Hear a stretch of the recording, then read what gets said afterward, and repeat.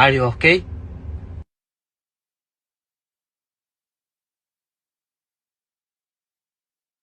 Podcast is intended for mature audiences. The views and opinions expressed are those of the panelists and do not reflect in any way those of the podcast partners, sponsors, or affiliates. Enjoy.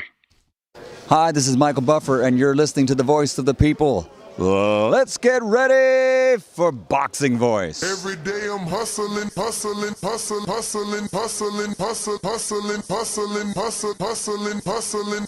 Every day I'm hustling, every day I'm hustling, every day I'm hustling, every day I'm hustling. He is the fighting pride of Omaha, Nebraska. He's good at what he do. Defender. Hey, Daddy. Undefeated WBO lightweight champion of the world. Hey, Daddy.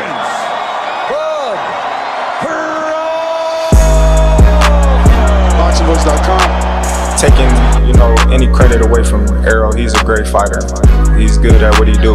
But when you compare him to Terence Crawford, there's no comparison. It's a dollar beat. I'm just a better fighter. BoxingVoice.com. Sit back and watch this. I promise you something. I promise you something. All that shit you talking don't mean nothing. Don't mean nothing. I can bump my guns at you and you can bump your guns at me, but at the end of the day, them two brothers got to get in the ring. Hey, Daddy. It's a dollar beat. We've been here before. You try to get Canelo, are you ready? I was born ready. Considered by many to be, pound for pound, the best fighter in the world today. 4-division, 5-time world champion. Oh, look at this guy. He is now boxing's first ever undisputed super middleweight champion of the world. Damas y caballeros de Guadalajara, Jalisco, Mexico. Viva Mexico, cabrones! You know my level. And you will see. Because I'm gonna fuck out everybody. I would love to fight Canelo. I would love to show the world that I'm the best. I want to get Canelo out here to Houston. Oh, Canelo, where your cojones at? Let's get it.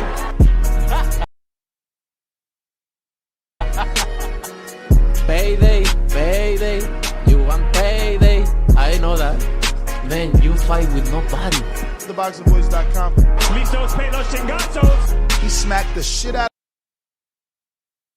of Canelo in Get person. the fuck out of here, man. Please. I'm gonna knock out this guy. Coronation is complete. All hail King Canelo. Mira, en este momento puedo hacer lo que yo quiera, ¿no? Saul Canelo Alvarez. SDS Promotions. That's funny? You think that's funny? What's going on, ladies and gentlemen? Welcome back to another edition of the Boxing Voice Radio. I am your host, Nesta Gibbs, Solo Dolo, Scarface, No Manolo. We do this every day, 7 days a week, 2 times a day on most days, man. We just love it. It's the passion, man. And we're here to talk about the big fight. Super duper, duper duper big fight. And the burning question, can Bud Crawford survive Canelo's power? That's really what we're talking about here, man. That's really what the people need to consider. So what we're going to do is we're going to take into consideration a quote, an article from Oleksandr Gvozdyk. Gvozdyk reveals the difference between Artur Beterbiev and Canelo Alvarez's power. Now, why Gvozdyk? Because Gvozdyk sparred Canelo Alvarez. Gvozdyk fought Artur Beterbiev. Gvozdyk, and I quote, I was impressed by his power. This guy has some power. I can tell you, when you look at him, he looks like a small guy. Yeah, he's muscular, but you think he's going to spar with someone small, but as soon as the bell rings, you feel his power in his fist. He hits pretty solid. And who is he talking about? Canelo. So yeah, man, this is what we're here to discuss. So join us for another electrifying episode as we take calls from around the world and dive into the burning question: can Terence Crawford, the pound-for-pound king, withstand the explosive power of Saul Canelo Alvarez, or will he crumble under the mental pressure? So, obviously, since this was something that we were going to discuss, we did a few polls, and we got them around the internet. So we'll get right into that, right into some audio from Dimitri Bivol that also had something to say about Canelito's power. Yes, sir. So we're going to be talking about this and basically giving you the floor to let us know if you think Bud will be able to survive Canelo's power. Over on our community page on youtube.com/The Boxing Voice, we have our first poll, and this one, let me get rid of these, sorry. Obviously, this one states,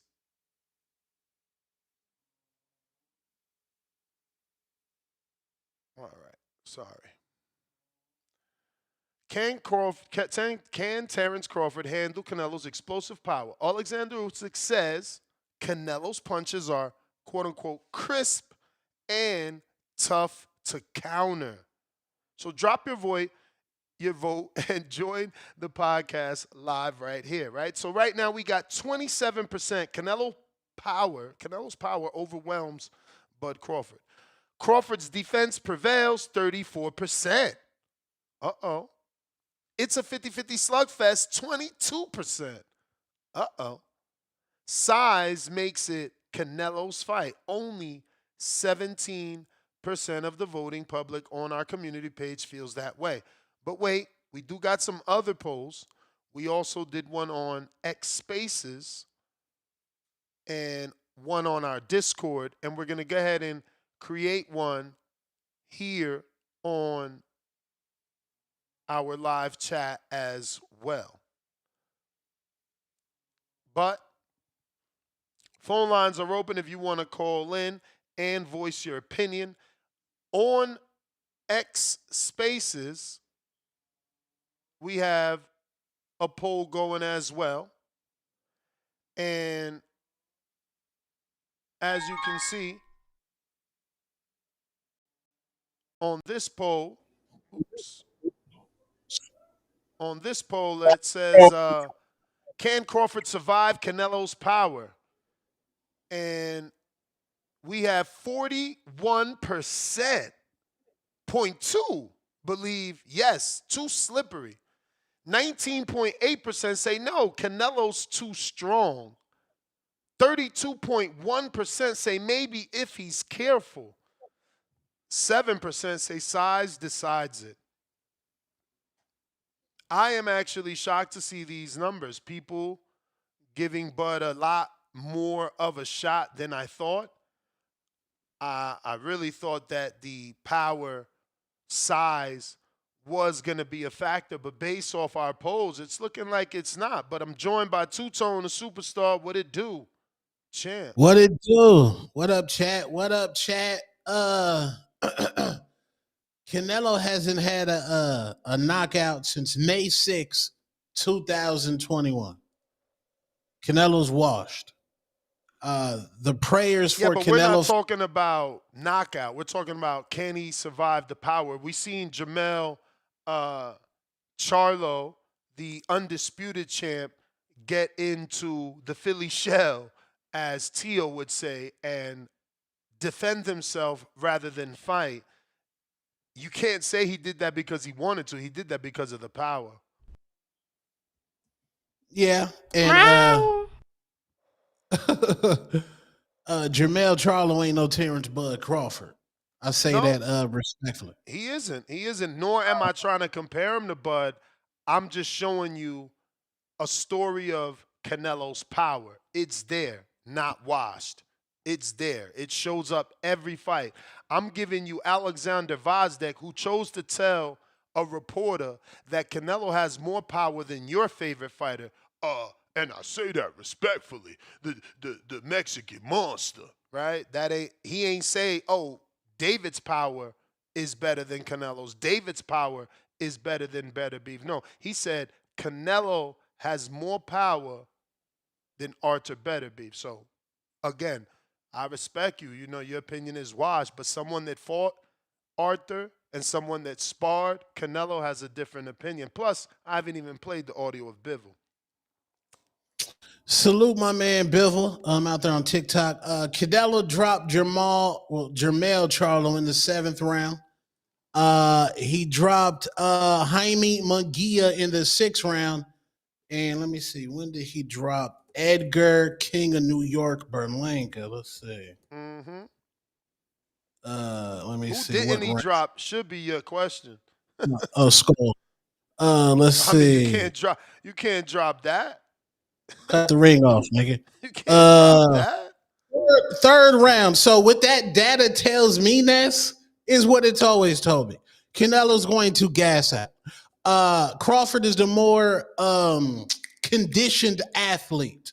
You've never seen Crawford dog tired in a fight. We've seen Canelo gas out the second half, a triple G, Canelo a 3. He gassed out against Jermell Charlo, gassed out against Munguia, gassed out against Berlanga. The William Scull, he was so gassed out, nigga didn't even want to cut off the ring. Like I said, it does not matter. The hope for Canelo fans is that power does something to Bud. If it does not, Canelo's going to be stopped and beaten to a bloody pulp the same way Earl the True Spence was. Same way. Flat-footed, stuck in mud, fighting a magical fighter with a better corner, respectfully. Canelo is 62 wins, 2 losses. 1 comes at the hand of Dimitri Bivol, the only man in the history of the sport to beat 2 active, undisputed current champions. He has 2 draws, 39 knockouts. Okay? That's almost 40, which is more than half, but okay, dos tonos. He's a multi-division champion, all right? He's known for his explosive power. This isn't something that we have to make up. This is something that shows up fight after fight. He's also known for that slick defense, that head movement that most Mexicans, they just ain't got. You understand? So look, and we ain't seen that since Danny Jacobs. I mean, we ain't had the slip shit since Danny Jacobs, respectfully. You had Jaime Munguia was chunking, respect. I mean, Jaime not on that level. We carried him. We carried him. That's the narrative. I ain't say it. Y'all say he carried Jaime. That's what y'all say. Nasty. Listen, Gvozdyk was shocked by Canelo sparring and his punching strength. I mean, by Canelo's power and his punching strength in sparring, ladies and gentlemen. Quote unquote, describing it as explosive and crisp. You know what crisp? What's another word for crisp in boxing? Accurate. Sharp. Accurate. Oh, accurate. Sharp. I like that one too. I like that one too. Them the type that broke Billy Joe's face. When you sharp and crisp, you break orbital bones. That's what you do. I'm just saying. Listen, Gvozdyk is the one that faced Beterbiev. He's the one that said Beterbiev has heavy and relentless punches. He's the one that says Stevenson, who he considers the hardest puncher he ever faced, right? He says Canelo's power is more explosive but requires recharging, which means when Canelo's like, and he's trying to break your bicep like he did Callum, which you failed to mention, right? Because he always breaks somebody or drops somebody. Like if he don't drop you, he breaks you. Billy Joe's face broken. Callum's bicep broken. You understand? So, you know, it's a little bit different. I think you underestimating what's really going on. Now, the recharge part, that's where Crawford could come up. No doubt. He could come up because when Canelo got to get that stamina back, that energy back, because he threw them big shots, maybe Crawford could land these combinations and hit him up. So he needs to recharge, kind of like Godzilla needs to recharge. So when he trying to do that recharge and he's stuck in the mud, he's going to be getting pieced up by that man from Omaha, Nebraska. Maybe, because Crawford does have elite footwork. He's a counterpuncher, but now he's going to be in with the king of all counterpunchers. So we'll see what happens. You seen what happened to Berlanga when he tried to play peekaboo. As soon as he came out that shell, boop, clipped him. You see, that's why Charlo stood like this all night. I ain't even trying to fight. I don't want to go back down. So, we'll see, can Crawford's elite footwork get him out of danger? But you know what they say, don't hook with a hooker. And Crawford ain't never been a hooker. I mean, well, Breadman Edwards, trainer of what's his name, Caleb Michael Jordan Plant, he said that Terence Bud Crawford is one of the best, if not the best, of punching in between your shots. Absolutely. He said but you got to think about it. He's counter punching lighter weights, bro. Canelo's counter punch 175 pounders. Bud's never faced an elite at a higher division than 147. That's where his elites stop, at 147. Like, Canelo's fought elites in Jacobs, elites in, Kovalev, elites in Bivol, elites in Gennady Golovkin at higher weights, bro. He fought Gennady at 68. I mean, I don't know. Canelo has competed at a higher weight, as high as 75, taking punches from natural 175-pound elite fighters. The last fighter that Canelo fought with elite footwork, and footwork that's not better than Bud Crawford, was Dimitri Bivol. That was the last, the last elite boxer that he fought was Dimitri Bivol. That was the last time he fought an elite boxer. I've always said that Canelo, arguably, there's an argument somewhere he's lost to every elite boxer that he's ever faced. So you guys are banking on the first round, or what round is based off the averages. Canelo starts losing power in the 5th round based off averages. So you're banking on Canelo landing a shot up to the 5th round on Terence Bud Crawford. What did your man Keith One Time Thurman say? It's a race to what? To 7. If your man ain't getting shit done in 1 through 5, but it's Vegas judges. We gotta fight them niggas too. We gotta fight them Vegas judges too, man. Canelo's a cash cow. Bud Crawford gonna be banking rounds and piecing this nigga. Y'all just banking on some imaginary power. Y'all got 5 rounds, my nigga. 5. What do you mean? You got 5. That's the most you think he's gonna win, you're saying? I'm just trying to make sure. No, you got 5 rounds to display power, to have Bud to get on his bike. You got 5. After 5 rounds, Canelo's gas tank is going to get low, like it always does. It's going to get low. And Terence Bud Crawford is the superior athlete, might be the stronger athlete in there. You might see Canelo get bullied. You've seen what Terence Bud Crawford did to Hall of Fame tight end Shannon Sharp. This ain't wrestling, man. This ain't wrestling, man. Hey, you heard what they said in the clinch? That's your fight party. Let's just compare Dimitri Bivol to Terence Bud Crawford, since for some reason you're saying, oh, he ain't faced an elite boxer since Bivol. And that's what Bud is. Okay. You do know Dimitri is 6 feet tall, right? Yep. Okay. You know Bud is not? Nope. Okay. Wait. But Bud taller than Canelo. You know Dimitri is 6 feet tall, right? Yes. Bud's 5'8". Okay. Mm-hmm. Dimitri is an Orthodox fighter, right? Right. And Bud's a switch hitter. Pause. Bro, give me the fight he won. Okay, won, WON, in Orthodox. Was it Benavidez? So you're saying that Canelo hasn't gotten a knockout since when? Caleb, sweet hand plant. And how many years is that? And Bud hasn't fought in Orthodox in more years than that, okay? Bro, you know he started out Orthodox against Earl. He'll never do it, bro. Believe me, he's going to fight Southpaw. If you watch Bud Crawford box, when the going gets tough, he's in Southpaw. When he needs to knock you out, he's in Southpaw. If you don't believe that, I'll see you on Fight Night. Notable wins for Crawford: Earl Spence, Israel Masvidal, Sean Porter. Notable wins for Bivol, who you trying to compare to Bud. He beat Canelo.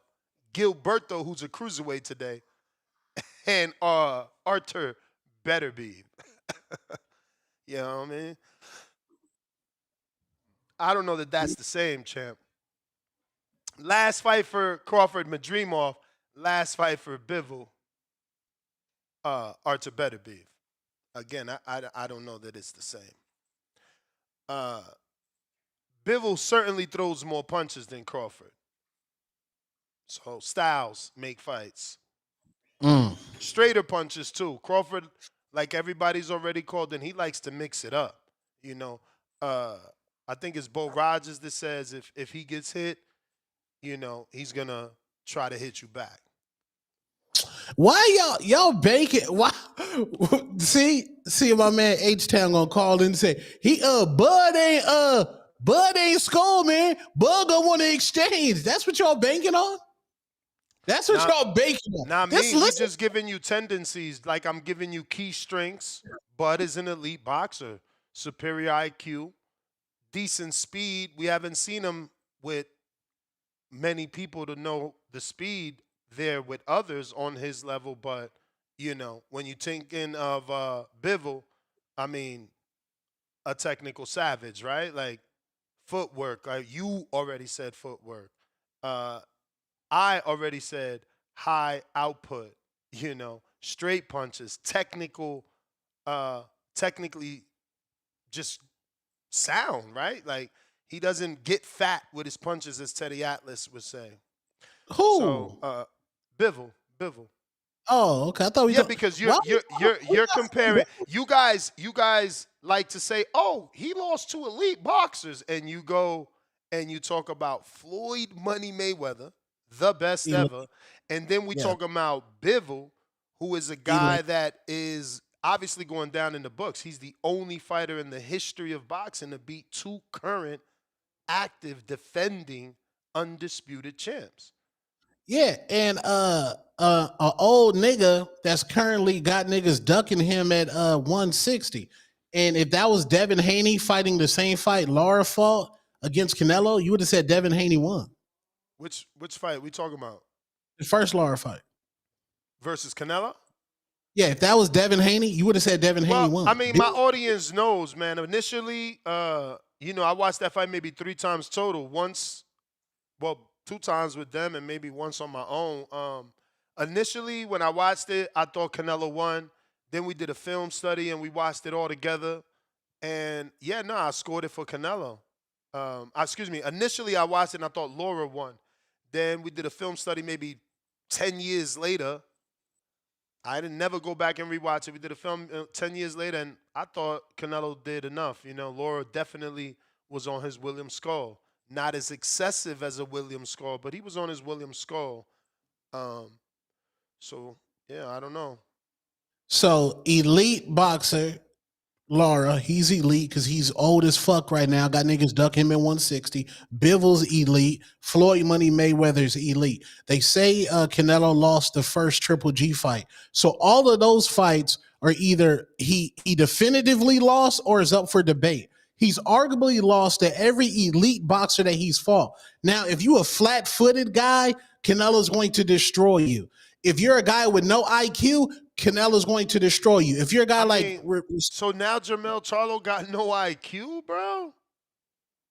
What IQ Jamel? Bro, rest it, man. No disrespect. Yo, this is what we do. This is why boxing don't grow, because it's like, since your favorite fighter couldn't beat my favorite fighter, now your favorite fighter is dog shit, and we gonna prop up the next one, which is Crawford, and we gonna tell y'all why Crawford could beat my favorite fighter, but everyone my favorite fighter beat, they dog shit, including Jamel now. That's not fair.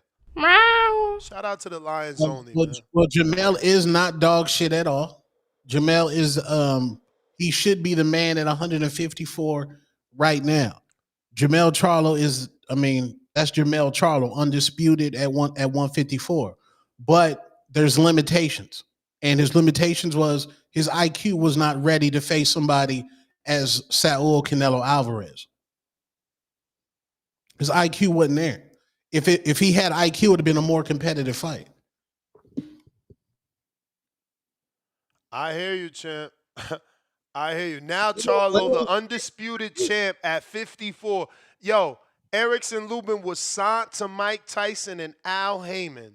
That right there tells you everything you need to know about the talent that guy had. He didn't undispute. Tony Harrison, right? He was found, groomed, personally trained by the late, rest in peace, Emmanuel Stewart. He didn't undispute.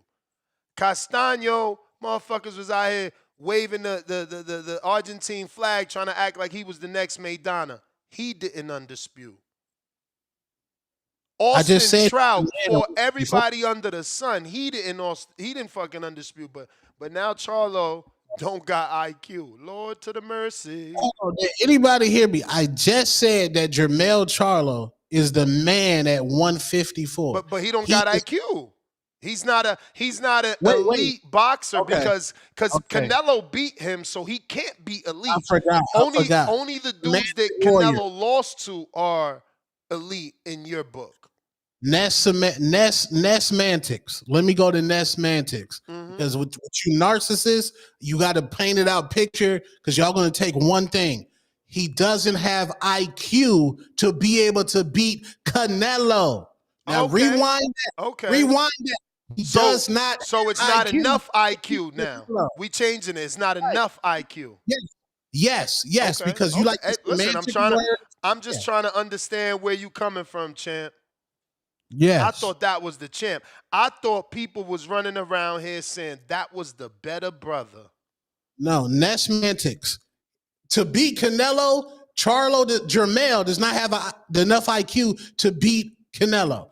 Terence Bud Crawford, based off the millions of interviews you can find, they say he has probably one of the best IQs in the sport of boxing. Terence Bud Crawford has better footwork than Canelo. He has more speed and reflexes than Canelo. He has more of a gas take than Canelo. You're banking on power. You have 5 rounds, my nigga. 5. If you can't get it done in 5, it's going to look like Earl Spence, my nigga. I'm sorry. I hear you, man. I'm just glad that I do research. I'm making it about Canelo and how Canelo did what he did, how his sparring partners and his opponents are saying what they saying. I'm never diminishing, man. Hey, Jamel, man, my bad, bro. My bad. Meow. I don't know what's going on, man. Now you slandering him with the cat call. Where the line? What's going on? Where's the lion? That's nasty. That's slander. Shout out to Marcos Viegas with the Bivol interview. Yeah, he's a good fighter.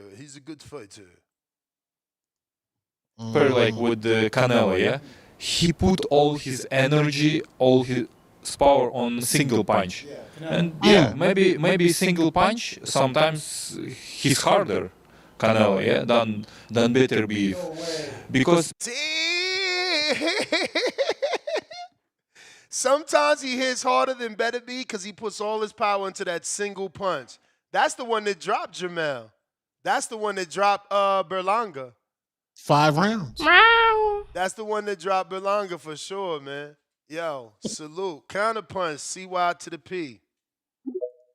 5 rounds. You got 5. Yo, what up? What up? What up? Tony. Hey, let me throw my 2 cents in this real quick. If you look at power, right? You're supposed to stop the guys. You're supposed to stop the guys that are stoppable, and you may not stop the guys that are not. Say a Bivol, say a Karen, say a Earl Spence, say a Porter. These are not guys who are looked at as stoppable. We don't have tape of them getting dropped. Let me know when I'm back. Let me know when I'm back. Back. You back? Let me know. All right, cool. So I looked at it when Bud went up against Earl. Earl's a big dude. He just happens to be a little bit shorter, but he's actually a 200-pounder walking around. The way he knocked that dude around the ring shows you that this dude's power is real. Sean Porter is not a small dude. He's just short. That's normal. Everybody knows Sean. Sean ain't little. He's just short. Had that dude, when they stood next to each other throwing them hands, boom, boom, boom, knockdown after knockdown after knockdown. There's something about Bud's power that is real and accurate. Canelo, he fought Daniel Jacobs. Daniel Jacobs, we all know is chinny. You can argue he's chinny. Let's just keep it 1,000. You can argue he's chinny. Sergio Mora counterpunch, bomb. If you look at the counterpunches he hit Jaime Munguia with, Jaime Munguia finished the fight, bomb. But then Jaime Munguia fought a guy we did not know, got counterpunched by him, and got stopped. See, if we start nitpicking back and forth, it'll lead you to this direction that, damn, if you're not really afraid of Canelo and you go in there scrapping, he probably ain't gonna stop you. He probably not gonna stop you. But if you go up in there kind of timid, they may stop the fight. Like when Charlo went up in there kind of timid. They didn't stop it, but they could have if he would have stood up in there punching like a girl. You got to throw all the punches in there. That's my guy. So you don't tell him the truth. Can he hurt Crawford with his punches? Of course he can. Can Crawford hurt him with his punches? Hell fucking yes he can. If no, you would have, let's be real here. This Earl Spence is the biggest factor in this fight. Nobody thought that he would ever be able to punch Earl Spence that fucking hard, have him flying across the ring. Nobody thought that was possible. Nobody thought he was going to stop. He was going to stop my man Sean Porter if they stood there, because Sean Porter's a tough, durable dude. He don't be getting stopped. But he did it to both.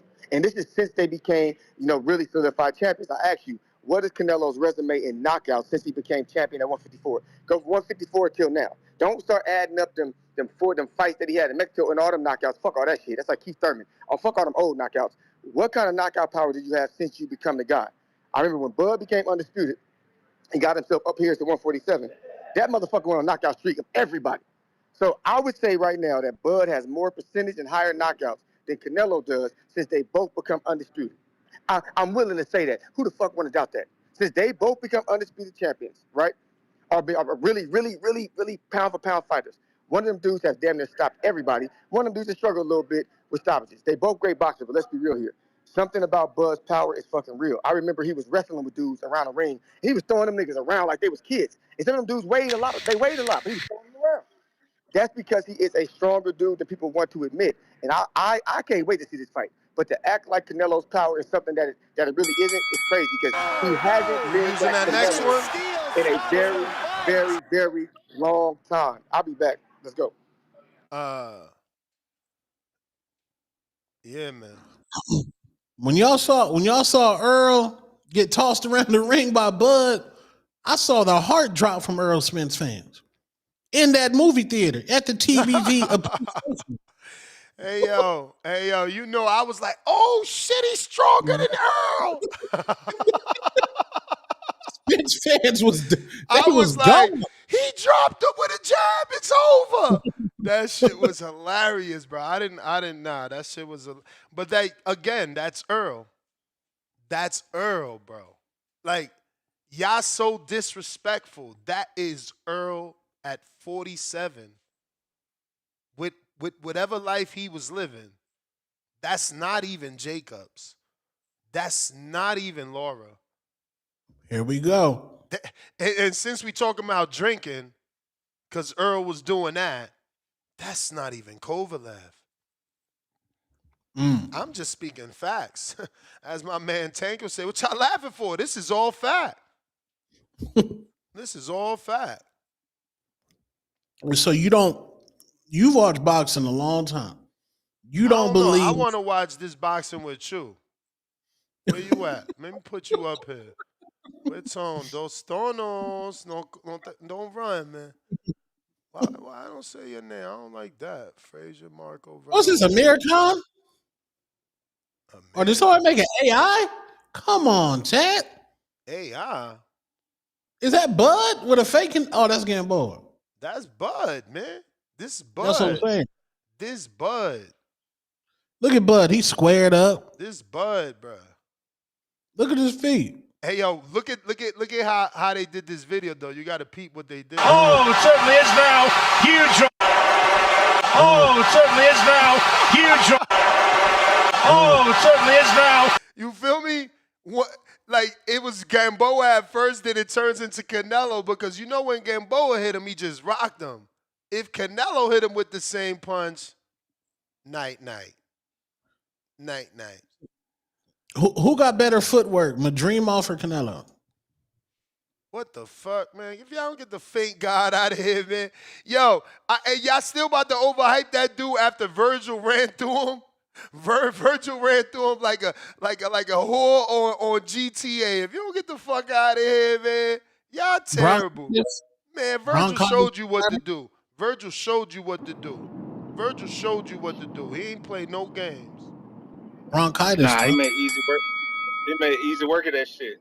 What's up, Tone? What's up, Ness, man? I can't believe we still talking about this shit, man. Like, no, we talking about the power. It's the power. I want to stick to the script. Nigga. But dog, we can't wait until August to talk about this shit. Like, this is so irrelevant at this time frame right now. Irrelevant? It's the biggest fight in boxing. This is all fact. Nigga, not really, bro. Like, this is all fact. Dog, it's not even. Nah. This really ain't the biggest fight in boxing, man. Because like, what? We got two aging stars about to go ahead and go at it, bro. Like, whoop-de-fucking-do. Neither one of these niggas are in their prime still. They fading out their prime. What? And you Bud in his prime, man. Bud in his prime. Everybody know he's superhuman. Everybody know he's superhuman. This nigga's not LeBron, my G. You know what I'm saying? Like, we seen that from Madrimov. You know what I'm saying? That nigga prime he's fading away a little bit too. And Canelo been fading, so it is what it is. Nah, but, Canelo ain't fading. What fight show Canelo fading?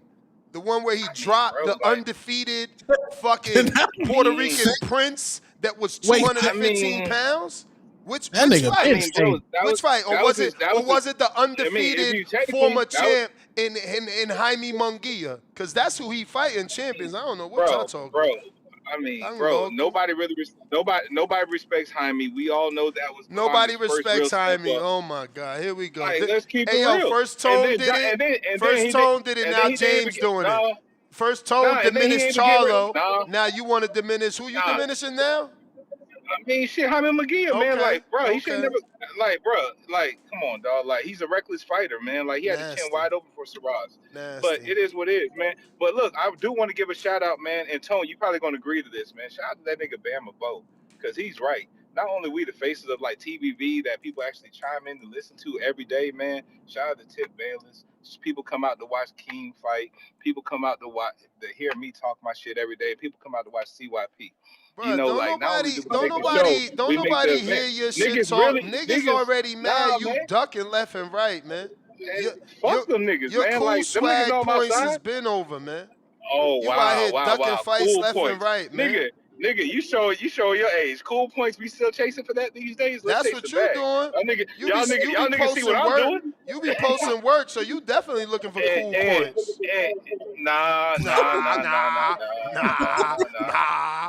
Yeah, got him.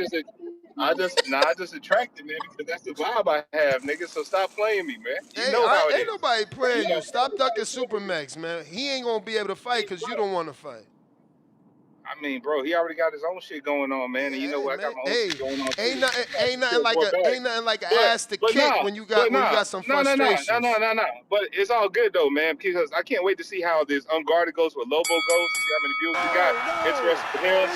We got my man OC, the boss in the background, begging for stardom and shit. So if y'all niggas really want to get popular or whatever, man, holla at my nigga Bo. He can raise y'all profile.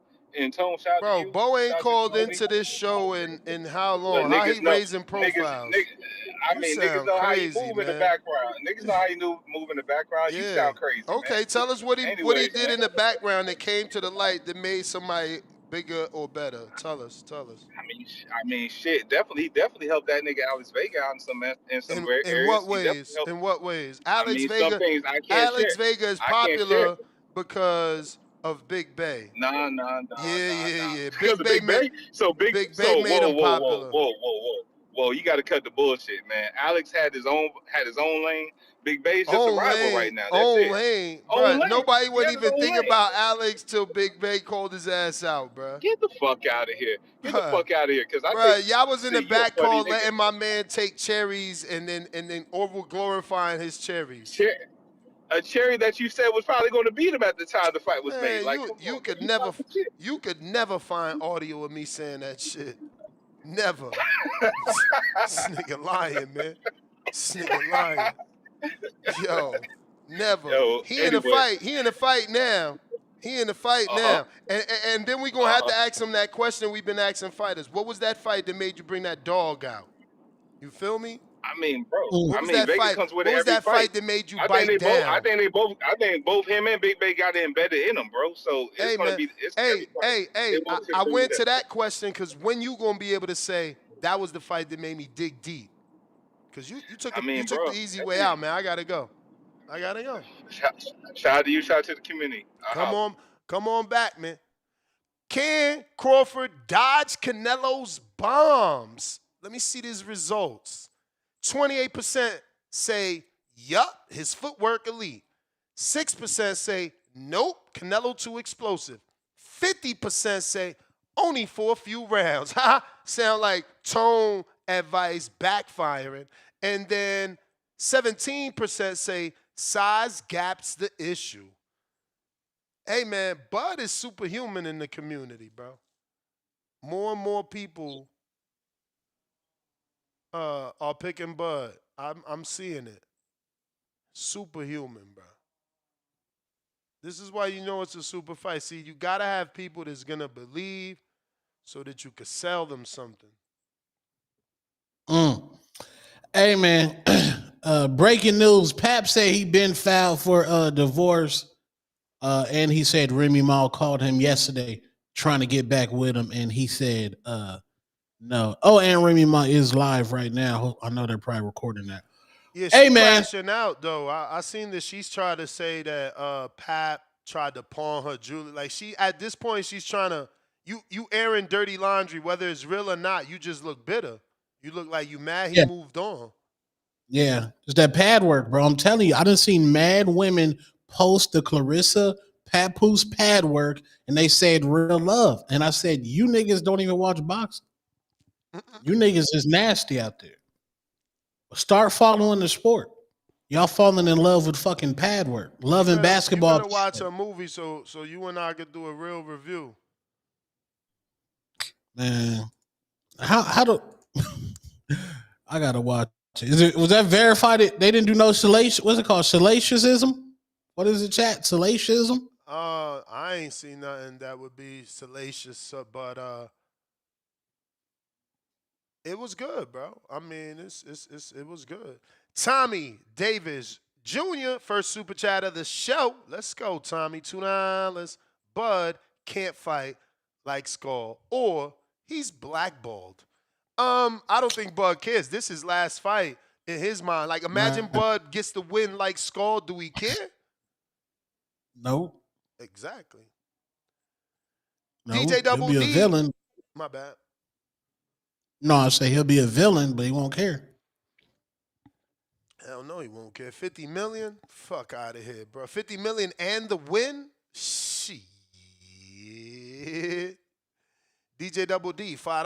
Canelo has been fighting bigger guys and dropping them. Those punches gonna hurt more on the smaller man. Canelo by TKO rounds 10 through 12. Mexican flag. Hashtag 40 KO club. Flex emoji. Jerry, sorry, I know. KO ratio, Canelo 61%. Crawford 76%. Let's talk facts. No, let's talk facts. Crawford's knocked out all smaller men.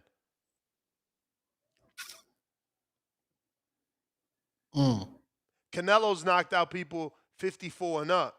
Bud is never. Canelo started at 40. Bud fought at 40. Canelo's knocked out people 54 and up. Bud is never. Let's talk the facts. Let's talk the facts. Whenever you're ready. Hey, man. Hey man, Canelo, Bud been sparring. Who was that nigga named Lester Martinez? Yeah. Steve Ice Cold Jackson. Bud in there, man. Y'all underestimating Bud, bro. But this Bud fans have always been in this situation, the underdog, and Bud fans they thrive being the underdog. Oh yeah. So I'm just saying, y'all underestimating Terence Bud Crawford. You giving him no respect. You're banking on this magical power of a old washed fighter with 500 rounds, 500 plus rounds. That's what y'all banking on. A nigga with 525 rounds who looked old as fuck in his last fight. Now he look old. I've been said that. He washed. This is like rest in peace Kobe Bryant. Like them last years of Kobe Bryant. As a Stone Cold Nelson? Okay, my bad. I'm just saying, that man look washed, bro. No disrespect, but he went life and death with Berlanga.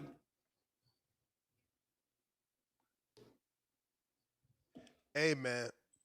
Was Bud knocking out Berlanga? I don't know. Hey, Decatur, Georgia, what up? TBV, what happening, man? What up? What up, man? Cooling. Two-time with the building, man. Chilling, man. Hey, you remember last time we saw Bud fight, right? Right. We was in the same theater, nigga. We seen it. Come on. All I'm saying is we finna do that same celebration. You feel me? And next, I'm gonna come next door and yell at you like I did last time. What's happening? But nah, real shit though. I ain't taking nothing from Canelo. I ain't calling him old. I know he got plenty of fights, 60-some fight. I ain't knocking that man. I think Canelo finna get up for Bud because he know what Bud is. And Bud know what Canelo is, bro. So anybody who out here knocking these two, man, forget about it, shout it. Don't watch the fight then. Because I'm going for Bud. Bud gonna win by decision. Now, next, the title. Can Bud take Canelo hits? I'm gonna say yes. I ain't gonna say he might even get dropped. I'm not knocking Canelo power. But as you said, Bud got that superhuman strength, dog. Bud gonna find some way to win. And I'm gonna be there for it. Matter of fact, since I'm saying that, Ness, you got the spot secured and everything. We can start buying tickets, or what's going on? Actually, I don't, bro. I don't. Ness, I'm coming to Vegas, Ness. I need a spot. No, I know. I'm working on it. They move, bro. They move. So okay. They told me to give them a few because they are getting a new location. So yeah, I'm just waiting. All right, cool. Hey, look, man, soon you say the word, man, I'm buying the stuff. You feel me? I'm coming. Wow. Bud finna do this thing one more time, then he finna exit stage left, shout. But shout out to everybody, man. Y'all keep calling in, doing your thing. CYP, what happening, champ? You know what I'm saying? The Twins, what's happening, player? You know, everybody, shout out to y'all. I'm out there count, man. Y'all stay up. Peace. Yeah, we need the theaters for that fight party, man. Appreciation night, man. We need the theaters, man. Man, I'm saying if Bud can take that power, now I'm banking on that Bud can take it. Pause. If Bud can take it, it's a long night for Nello. Y'all know it too. Y'all know it. Y'all banking on Bud. Oh, Bud gonna exchange. That's what H-Town say. That ain't Bud. Bud got too much pride. Bud ain't like school, nah. Bud ain't like school, nah. He ain't like school. You terrible, bro. You terrible. Hey, yo, shout out DJ Khaled. He out here wilding. Oh, that was funny. Yes. Look how slow Ashton running, though. Look how slow Ashton running.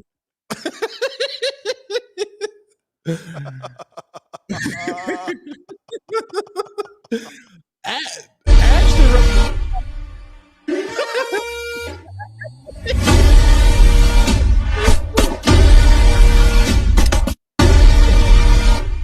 Yo, why he got the sports tape and a sleeve? It's like his legs about to collapse. Shout out to that man though, cause he moving with no matter how short this was, like he going full power. That big ass body going full power. Lord to the mercy. This man is shameless. Hey, new album, Khaled. I can't wait. New Khaled album. No Drake on it. Hey, yo, this is funny as fuck.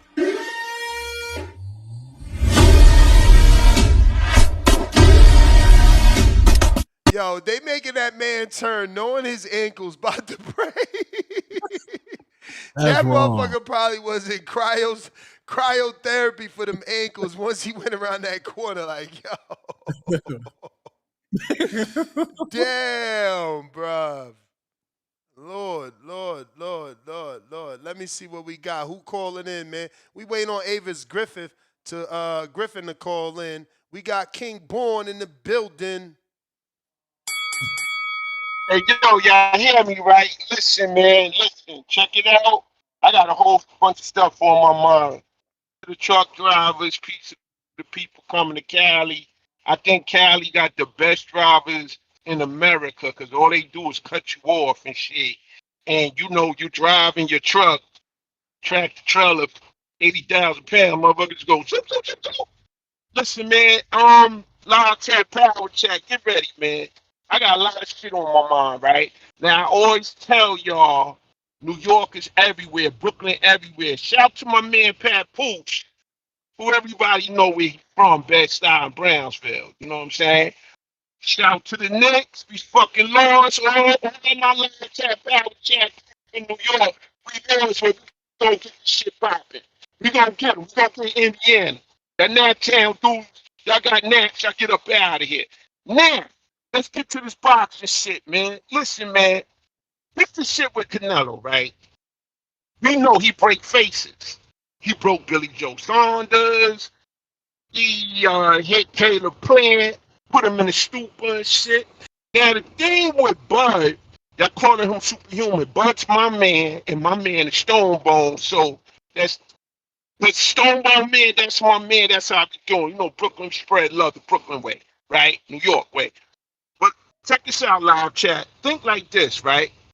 Whoever did construction, you got the hardest motherfucking granite, the hardest blacktop, right?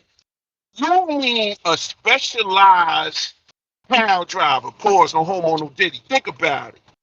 You got to keep digging till that shit crack. One thing we know about Canelo is we saw the blueprint. We saw Bivol, and you saw your man William Scull. And William Scull was doing the moving and grooving around and shit. But the thing with Bud is, Bud has IQ. Bud has power. And I know what Ness said, oh, he ain't got nobody else over 154. My man, he just came to 154. My man, he just came to 168. He fights for 100 mil. 100 million. Now, I mean, live chat, power chat. So listen to this, right? I believe that if Bud jab him to death, 1,000 thumbtacks and shit on some kung fu shit, jab, right? Jab him on some Bivol shit, right? He might could break the concrete. The only problem I'm seeing with Canelo, live chat, power chat, that motherfucker got a hell of a chin. He got one of the best chins ever in boxing. If you get hit full blast with motherfucking Triple G and these big boys, right? And you still standing, he got a chin. Can break through the chin line. That's the bell. Player in the Himalaya. Let me catch up. Casual Jerry with the $5 super chat. I wish this fight wasn't going to happen. I don't want to see Bud get his face broken. Gonna be a sad day. Towel flying in by the 11th round. Jerry Soriano, $2. Punching power versus best finisher. My money on TBC. He never finished anyone above 47, man. Adrian, $2. What's the most punches Bud has thrown in a fight? Man, that's only $2. That's way too much research. You know how many fights you got to compare to do that, loco? Matt, $5. Poop emoji tone sounds just like when Ryan versus Rolly. What is he doing here? Is he putting Romero maybe, like for short? Rom could only be for Romero, right? I mean, he put Rom. Rolly so Romero. for the Rolly Romero fight, we gonna make him eat every word he's saying about Canelo. No, you know what's funny? That tone usually goes for the Mexican, but when it's Canelo, he doesn't. Strange. Jerry Soriano, $2. Leave me be. Why don't he go fight that little tall, lanky MF? I don't know what he means. Marcos Ramirez, welcome to the prospect level. Aaron, $2. Bud over everybody. We got excuse me. Here we go. LaRon Cooper, give me that tank pack. Uh-oh. Tank Peasy. Leave Tank. Come on, man. Y'all better leave Tank. Done 2 days ago. Swing the wheel, gone. I just got my hair done 2 days ago. I just got my hair done. And she picked grease in my shit. I just got my hair done 2 days ago. I just got my hair done. I just got my hair done. I just got my hair done 2 days ago. I just got my hair done. And she picked grease in my shit. I just got my hair done. I just got my hair done. I just got my hair done. I just got my hair done. I just got my hair done. I just got my hair done. Why y'all boys like I'm saying bullshit? Like this is real fast. Like this is real fast. Why y'all boys like I'm saying bullshit? Like this is real fast. It burnt my eyes. Like this is real fast. I just got my hair done 2 days ago. I just got my hair done. I just got my hair done. I just got my hair done. This is real fast. Come on, man. I just got my hair done 2 days ago. We got Adrian. Tank alone. I'm just saying, leave Tank alone, man.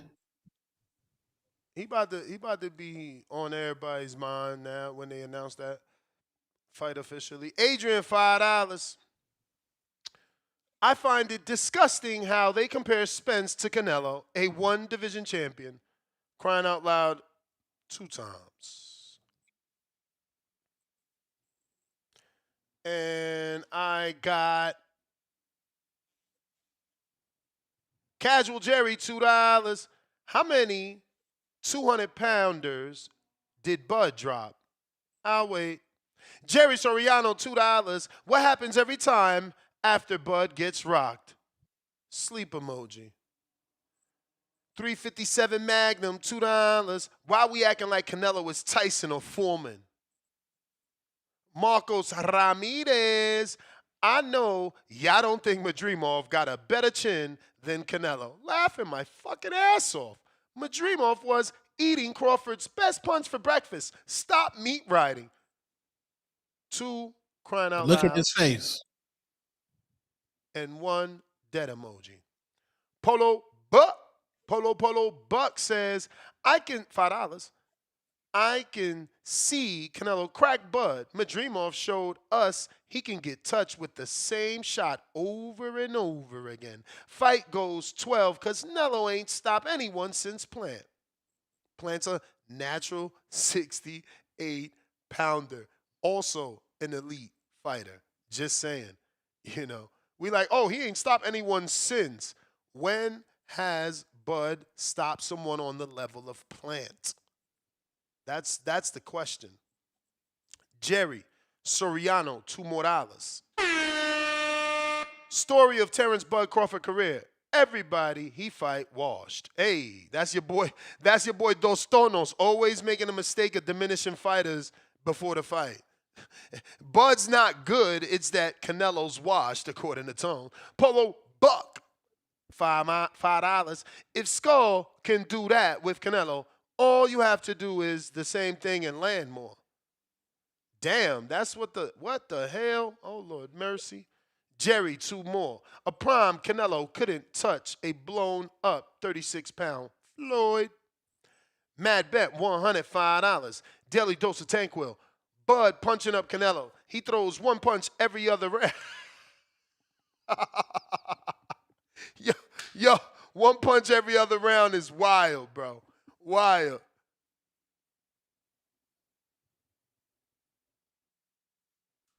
That's wild, bro. DJ Double D.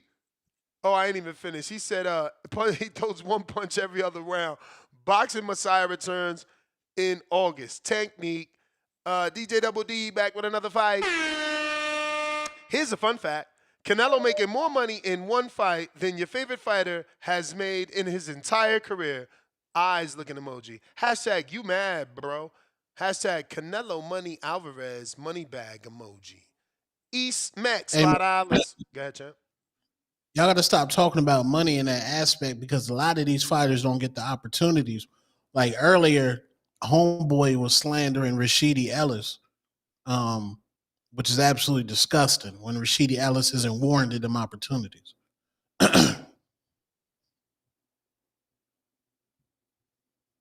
Nasty. Nasty. Let's see here. We got East Max, $5. Based on what y'all keep saying, Bud has super strength. When Bud finally moved up to 54, he looked average. Nello is going to destroy Bud.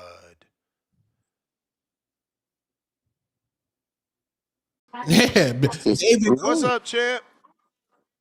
What's up with it, baby? We live and direct. I see you, man. You getting a haircut. I was trying to get cute for you. Got me on TV and shit, but you know, niggas always late. Nah, it's all good.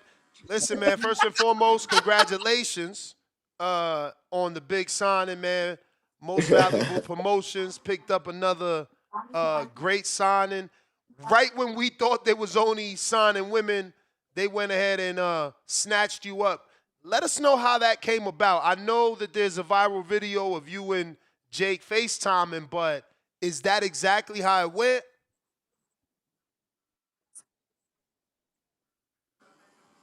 It was like we had been in communications and like after my last fight when I stopped the Sanchez guy, I guess they kind of like sealed the deal. So like after their fight, they sent me a text like, "Let's talk Monday." So like that Monday right after that last fight, what was that, February 20th? We just been like under the radar, just talking. But like a couple people sent me like promotion contracts. You know, I got a couple offers from Dana White and them, Jake Paul. I think Oscar was interested in me. He called Bo Mac. So it was just like I was just kind of weighing my options out type thing. But I just felt like MVP would be the best pick for me. For sure, And then when man. they invited me out to the who was that? Katie Taylor and them press conference. That was you. And then that was the beginning of like me just trying to fill them out. You know what I'm saying? Like see how they act, how the energy, like a vibe check.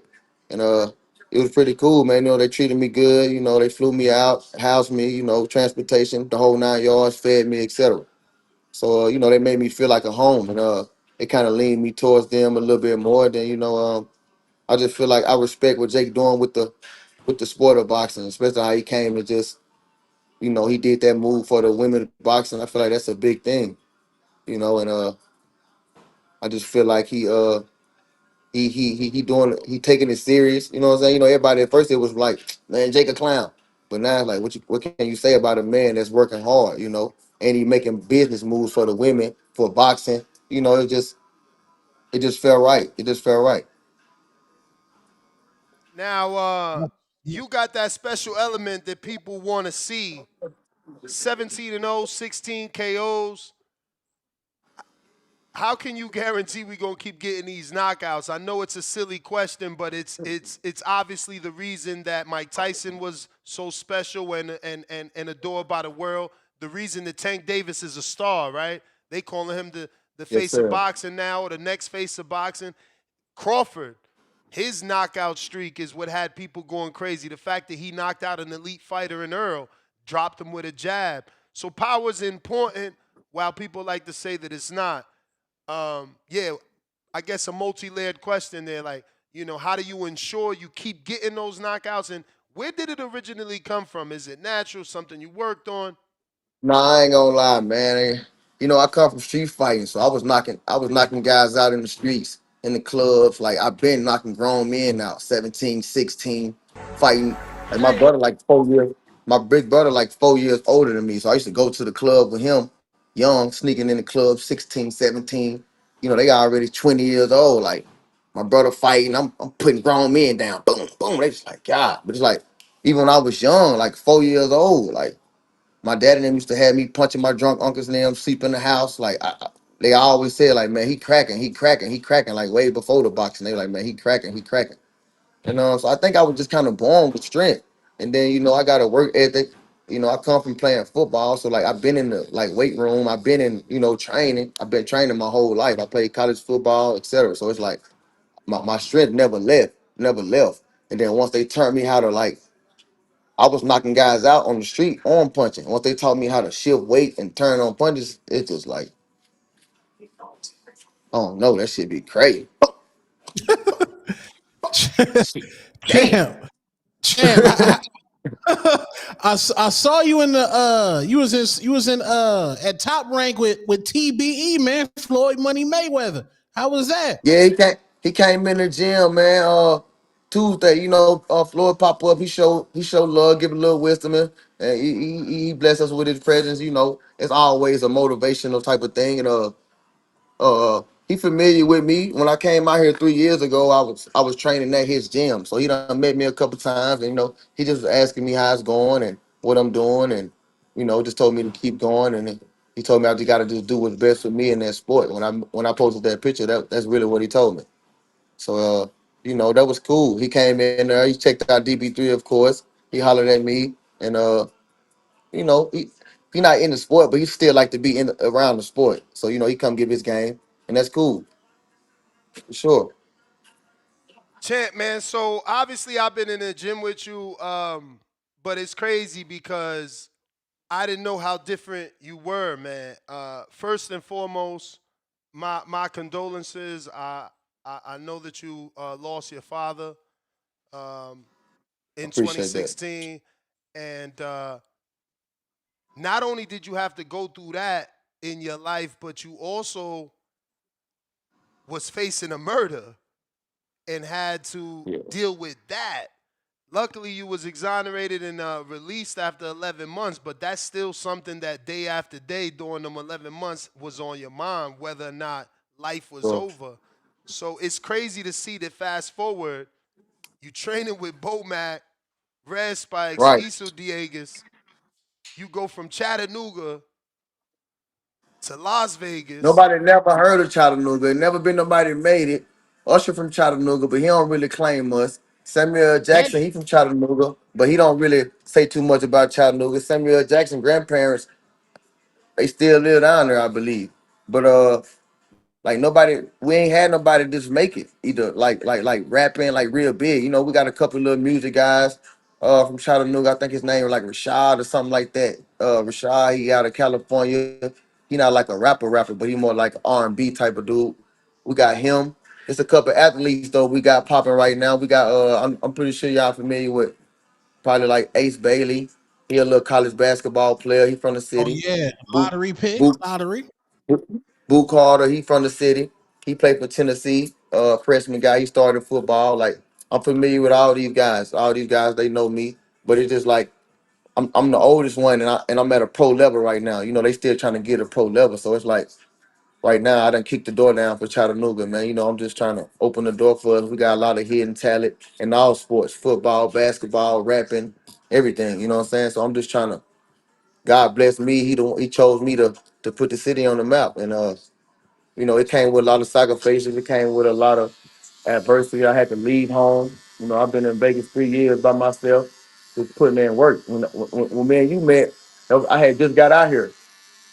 And now, you know, we're 3 years fast forward. I just been standing down, sacrificing and working hard. And, you know, and it ended me up right here with the best coaches in boxing, best stable mates in boxing. I don't see nobody whooping none of my stable mates.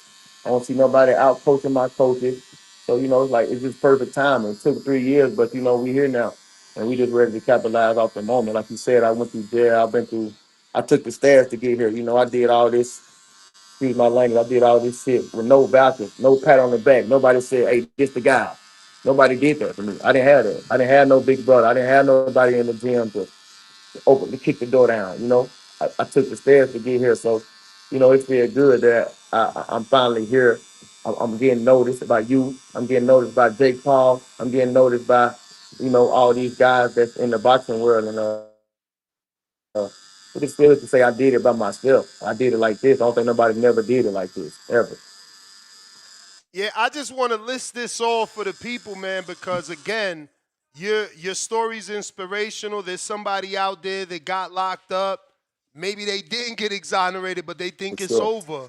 And man, again, the timeline is sick, bro. Debuted in 2016 of June, but obviously your father passed away in 2016. Then It's crazy. I signed with a small promoter named by the Roy King out of Bang Bang Promotions. He passed away now. He boxed as well. But it's crazy, like I went and signed with him, but dad died 3 days later. And we was yeah, just chilling man. like this. We was just chilling like this, how we chilling right now. Daddy started coughing, he fall down. I'm like, bro, get up. What's wrong with you, dude? You tripping. And it just started happening. I didn't know what was going on with him, so I'm kind of slick talking crazy to him, like, Yeah, it was man, a get your brain ass up. hemorrhage, right? Yeah, so he started coughing. I'm just thinking he coughing because he was smoking. So I'm just thinking like shit, he could just coughing off the smoke or something, but he failed. And I was like, damn, you know, and it just like it kind of stuck with me a while because I didn't know how serious it was at the moment. I'm thinking he can't handle what he doing, so he coughing. So I'm laughing at him like, but he really going through it. You know what I'm saying? So I Man. picked him up and it was just like I don't really like reliving it, but it's like I had to pick him up, and it just like I felt like he was so lethargic. You know what I'm saying? I was with one of my friends at the time. I'm like, bro, help me pick him up. When I put him on the truck, I remember I put him on the back of the truck because I had the bed down, and when I set him down, he just like went back. You know what I'm saying? Like he couldn't even keep his posture up. So I'm just like, what? And after that, I just called my mama like, hey, I don't know what to do. This is going on. What should I do? And she just was like, you got to make a decision. You got to take him to the hospital or take him in the house. Fuck that, we're going to the hospital. I threw him in the car, rushed him to the hospital, but it was like, every time I look back, it's something different. Now his eyes red. Now he throwing up. Now he trying to take his medicine bag. And it was like, you know, at this point, I'm crying, I'm rushing to the hospital, and it's just like, you know? Like, And my promoter called and they still want to fight. And I was like, I got to. Because I just signed 3 days ago, and we talked about this shit the whole ride home, 3 hours. Where I look like not going to fight, you know. So I just felt like I had to just finish what we started, and basically that's what I've been doing. Wild, man. Uh, again, continue with the timeline. That's only 2016. 2018, you get Boom. exonerated for the murder. Right. 2021, you relocate. You're in Las Vegas. 2023, you join the Bomac, Terence, Red Spikes. I never like to leave anybody out because there's so many trainers over there. You know, Isu Diegas, even Bernie, Coach Bernie. And then you partner with Larry Wade too. Yeah. Now you sign with Most Valuable Promotions, champ. You know, there was a point in your life where people would say, man, you know, it's going to be hard. But now you at that point where you got the super team. Like it's showing improving from here on out. Like Yeah, you for put it sure. together, man. Your hard work truly put it together, and I just want to commend you, man. I mean, in a short amount of time, you've turned your life around, and you are on a trajectory to be a star. You got the team. You got Jake. He could promote you. You just got to do what you got to do. I feel like I just gotta just keep doing what I've been doing, man. I'm on 11 fight, like you said, it speaks for itself. I just didn't have no big voice behind it to tell the world that I'm that. I'm on 11 fight knockout streak. I went on a nobody made it out the second round for 7 fights in a row. And I'm on top of that, I'm on an 11 fight knockout streak, and I just destroyed my last opponent. Nobody never did him like that. He done fought Xander Zayas. He done fought Jahad Tucker. He done draw with that one dude that went the distance with AB, but nobody did him like that. And I think that's what just caught everybody's eye. That what caught the promoters' eyes. I need you to tell me about your philosophy, TTD, to the death. What does this represent for you? Man, it came about in jail because it's like, all right, here I am in jail facing life. I ain't got no outdate. You see what I'm saying? I wasn't sitting there with no outdate, 2029, 2031, none of that. So it's like, we going to trial. You know what I'm saying? So it's just like, I'm not laying down. I'm not copping out. I ain't, they going to have to kill me. Like, they going to have to just do what they going to have to do. So it just came like a mindset to like, like, man, we ain't laying down, bro. We gonna fight to the death. You know what I'm saying? I just did everything I could possibly do. I just never laid up. And I ran across this movie in jail, but I had a little TV in there called Hurricane Chris. And it was like I never seen that movie a day in my life. And it's like one day it just pop up when I'm in my mind too. Cause it's like I was up and down. I know I'm innocent, but I'm in a certain type of area where shit just ain't fair for people like me. So it's like, all right, I don't know if they gonna play me like that, or you know what I'm saying? Or but I was just like, man, it's to the death, regardless. I'm not copping out. They're gonna have to give me life and kill me, fry me, whatever they're gonna do. So it just that's where it came from. Just like, not giving up. And I just translated it to life because it's like, it's really like a life philosophy. If and me, with me, if we loyal, we loyal to the death. If you my homie, it's to the death. If whatever it is, you know what I'm saying? If we like that, we like that. It's to the death. If we beefing, it's to the death. If we fighting, it's to the death. And that's just life. Everything got to be. You better have that mindset, because if not, this world will eat you up. If you're gonna lay down, it'll run you over. So that mindset just came from jail, just fighting the justice system, fighting the COs. Like, man, y'all want to hear something crazy? Hell yeah. Let me tell you some crazy shit. I'm in the cell. I'm doing 23-1, right? So I'm doing 23-1. It's not a black CO in this jail. I'm locked up in Johnson City, Hamilton County. At this point, I was in Bluntville, then they moved me to Johnson City. The CO, I don't know if it was the charge or what, you know what I'm saying? But it was like, I can't make this up, bro. The CO used to come on my intercom in my room and tell me racist jokes. That's what he did. So I told him, I said, bro, I don't come for racism, bro. I don't know no racist jokes. This shit not funny to me. But he don't give a damn. So I get up. I used to take all the toilet paper, wet all the toilet paper, put it over the speaker so I can't hear him. So now it sound like a muffler. I can't make this shit up. He'll try to tell his little racist jokes. He'll hear me not responding to him. He'll pop my door, get up, come over there, take my tissue off the speaker, homie, to forcefully make me hear this shit and threaten to send me to the hole. Torture. Racist jokes sent me to bed some nights in there. Them 11 Damn. months. I went to bed hearing that shit. And you couldn't put in a slip or something? Man. Nah, I ain't writing no kites on no COs or nobody. Just dealing with it. I'm just going through it. Man, you got to call your lawyer or something, because at the end of the day, you wasn't even convicted. You Come on now, if fighting that's the this case. shit. My lawyer from Johnson City, I felt like my lawyer didn't want to fight that system, bro. I'm supposed to get a lawsuit. How y'all lock me up as a 4-0 as a pro, No evidence against me. Y'all interviewed 72 people. Nobody ever incriminated me. Y'all had 5 CIs. Nobody never said I had nothing to do with it. And y'all come to pause my life. Like, come on, home. I'm supposed to already be a superstar right now. I'm supposed to be 28-0. They supposed to be talking about me with Javante. Point blank, period, man. I'm a knockout artist the same way. We got the same crowd. We come from a similar background. Like, quit playing. I'm supposed to be already there. And they set that back, and then I can't even sue him. And it's like my lawyer, they didn't try to help me sue him or none of that. So it's just like, man, I feel played. So I be taking it out on this boxing shit because I feel like this boxing don't nothing owe me, but this shit I owe me. was So I I was take it out just on about them. to say that, champ. I was just about to say it's They probably owe me, best. bro. This shit owe me, bro. I'm supposed to been a star. My mama Yeah, supposed to been out the hood. I'm supposed to been in the Bentley. And but we on our way now, but though. but I feel like if it didn't go this way, you won't have that chip on your shoulder that you got. Like, that's probably the reason you get all them knockouts, because you so angry at not being where you should be and trying to get there. You feel me? I don't know. That might be that hunger.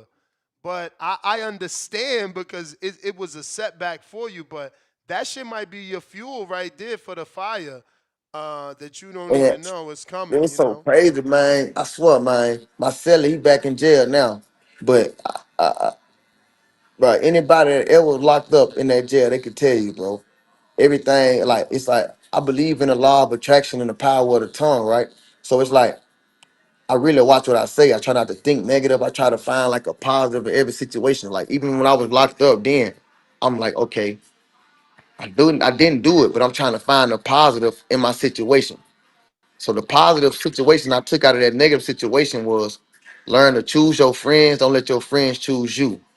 And then it was like another eye opener because it was like everybody loved me. Whoa, whoa, whoa, this oh yeah, he next up, he turning pro. But then when it was time for everybody to show me that love, all the people that I had around me, people didn't react the way I expected them to react. There's no way I sit in here this long and my homies out here getting money.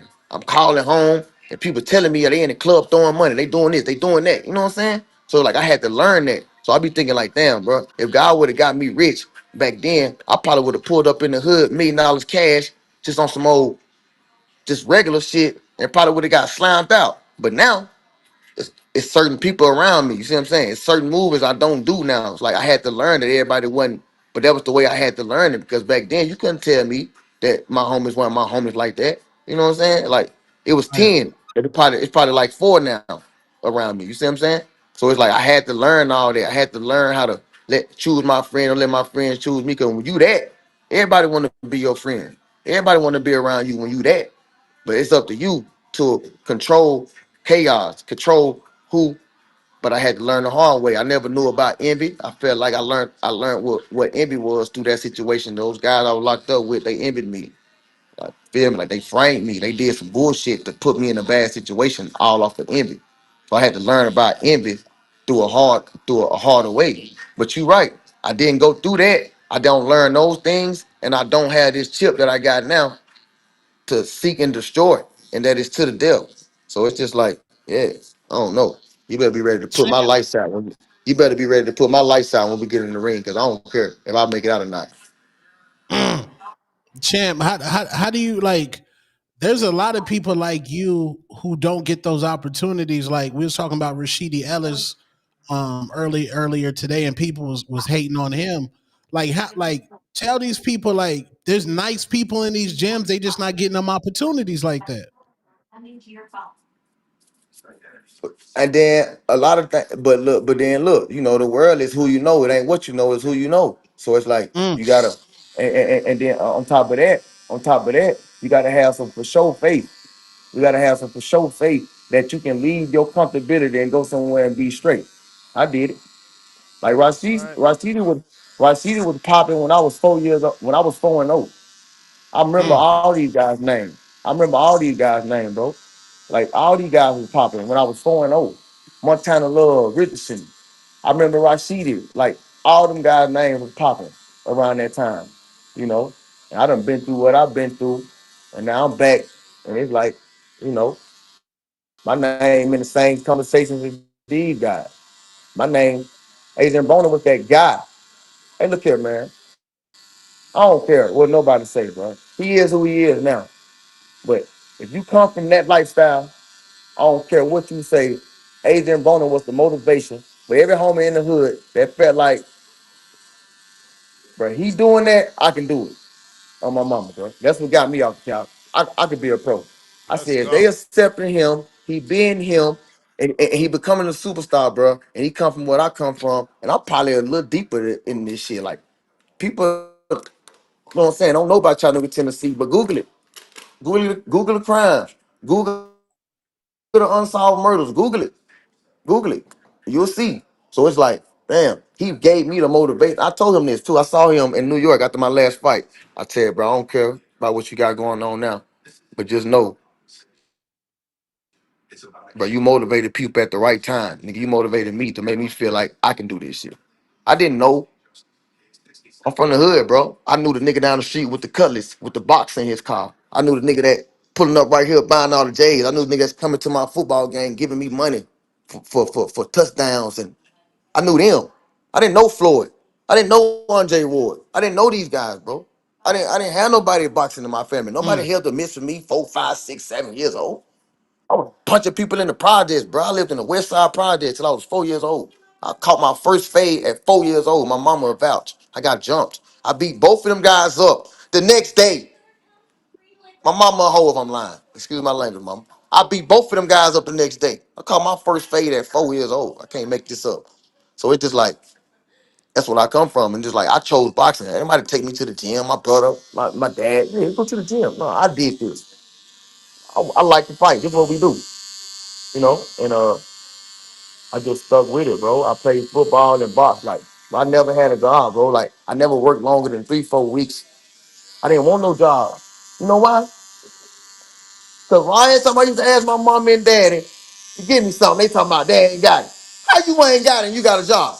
I just didn't understand that shit. So I ain't want no job. Well, I don't want no job then. Y'all ain't never got it. I don't want no job then. I'm boxing. I'm playing football. I never, when we turned 15, 16, people started going to McDonald's and Burger King and shit. Not me. I was cutting grass and shooting dice. I ain't want no job. They ain't got no money. They shooting dice on the front porch. They got some money. No, for real. And my mama say that to this day. She like, that's crazy, bro. That you said that. You really did. I always told them.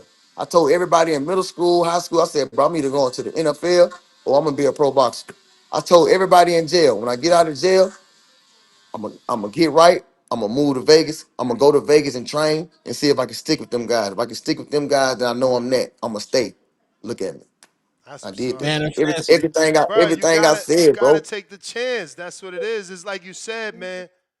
Rashidi was popping back then. And he's still in his hometown. That move for you to Vegas opened up how many doors? A lot of doors. And then on top of that, it be bigger than me. Like, I be feeling like God used me to like motivate and inspire people, bro, that's scared to be uncomfortable. So the fact that I was just down there with all my homies in that environment, they saw me up and leave. I woke up to a text message. They said, bro, I'm finna move to Houston and chase my dreams, bro. I'm getting my GED. I'm finna go to school. Based off that Jake Paul post. That's how my homies that never left chat, that never wanted to take a step on faith, who was scared to be uncomfortable. That's how they talking now. That's how they thinking now. That's how they texting now. And it's like that's my goal, bro. My goal is to inspire people to be uncomfortable, to take faith chances too.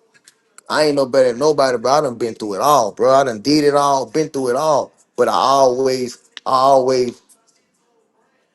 like stayed there, bro. Like even when I was in the hood, bro, I put a gym downstairs. They wouldn't even let me go to my amateur gym, bro. It's crazy. They wouldn't let me go to my amateur gym, but it's like y'all use my life and my story still to this day to recruit kids that come from my similar background to come to y'all gym. But y'all telling people y'all don't want me in the gym. I don't go to my amateur boxing gym to this day when I go home, bro. I go to Gold's gym and work out and run and punch they bag. I don't even go to the boxing gym. So it's just like, and people see me and they be motivated. Bro, I got little homies boxing right now. They finna do a fight right now in June 14th in Chattanooga, Tennessee. I got 3, 4 little homies on that card. You know what I'm saying? And I'm gonna bring him out here in the next 2-3 months. I told him just to work out, do this, do that. Show me that you for real. Cause when you come out here, ain't no looking back. So it's just like, man, I'll just be happy just to motivate people, bro, and just to, cause I ain't no better than nobody else. Bro. I'm a regular dude, but I always been dedicated, determined, and disciplined. That's one thing I live by, and it just like it got me to this point. It got me to this point. You know, on top of everything else that I went through in life, it got me to this point, man. It just like you said, bro. It's crazy that you made sense. You just made some sense of that. If I didn't go through that, I probably didn't. I probably won't have this mean ass chip on my shoulder like that. You right. You got me thinking about that. So like I had to go through that to be this animal that I am in the ring. Cause I And promise you, bro, champ, I'm not in there. and I'm not in there to play with nobody.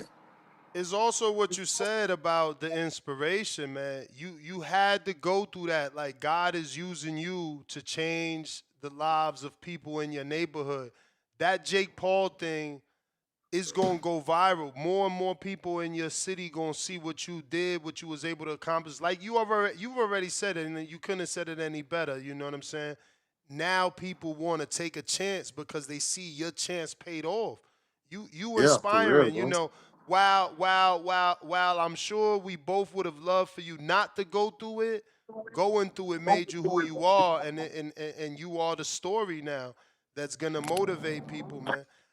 Let me get to these people's questions before, so I could get you out of here. Do appreciate your time. First one is coming from Donald in Baton Rouge. He Baton says, Rouge. I just left Baton Rouge. "Who will you call out first, Devin, and no other names?" Calling out somebody. Mm-mm. I ain't gonna lie. I'm still adjusting. I'm still adjusting to this boxing world. Cause I come from. We don't do all that. That's like bar fight. That's like I'm in this cell and you in this cell. You down there. We want a bar fight all night. Man, when it's dope pop or when it's time, and we gonna get down. So I ain't saying no. Like I don't be really into the name calling. I just feel like keep winning, and the win's gonna put me in a position to fight whoever it was meant for me to fight. Whoever my coach. If my coach want a name, all right, let's go do that. But now, like as far as name calling. I'll fight anybody though. Anybody in my weight class. You know what I'm saying? We can get down. When it's time to get down, we can get down. But as far as me getting on the internet, saying another person's name for some attention or woo woo woo woo, that ain't me. That ain't my swag. That ain't my style. That ain't what got me here. Y'all notice me right now, and I ain't never said nobody's name. I put niggas dick in the dirt, and that's how y'all gonna notice me. And then me putting dick in the dirt, pause, gonna put me in position to fight Devin, Ryan, Rolly, whoever. And when it's time, we're gonna lace them up. It ain't gonna be no bar fighting. It ain't gonna be no internet trolling. We're gonna get down. And they better know it's gonna be to the death. You've been out here what, 4 years now? Like 3? 3. So it's safe to say you sparred Rolly, Devin, Blair Now the I ain't Flair. spar rolling. I ain't spar rolling. When I was with Bullet ain't let me and Rolly spar. Uh uh I think Dad told me I was too big one day. I was kind of big though. I was out there a fight. I was pretty big, In terms but of weight. not yeah. Well, not saying that like he. I ain't saying that on no shade. I ain't got no slick shit to say. I'm just saying what took place. Uh, but yeah, I don't What about spar Blair the plenty of guys. Flair? What about Blair the Flair? Me and Blair, we ain't never sparred. What? He God be at top damn. rank. What He about be what at about top. what about what about the new kid? He been out here for a year, Emiliano Moreno. He fight for Oh, the Pro homie. Box. He got a Yeah, fight in yeah, yeah. June. Yeah, if I thought he cool, he was in the gym this morning. Nah, we ain't got down. What? Nah. Damn. Holy Hey, shit. look here. Let me tell you something too. I don't want to get down with nobody in my weight class. For what? What you trying to size me up? That's like air boxing with a nigga. You know how a nigga trying to shadow box with you, air box on the street, trying to slap box, trying to But I'm fit. just saying He trying that. to fit, trying to fill you out. Man, look here. You gonna fit Devin it and when it's time. yeah, but Devin, Rowley, them dudes was smaller moving up. So sometimes you spar a dude bigger for, to prepare for power and things like that. And I'm You just drop saying. off? Oh shit, he drop off? I'm over here talking. Damn, I thought for sure he would have sparred them names. Shit.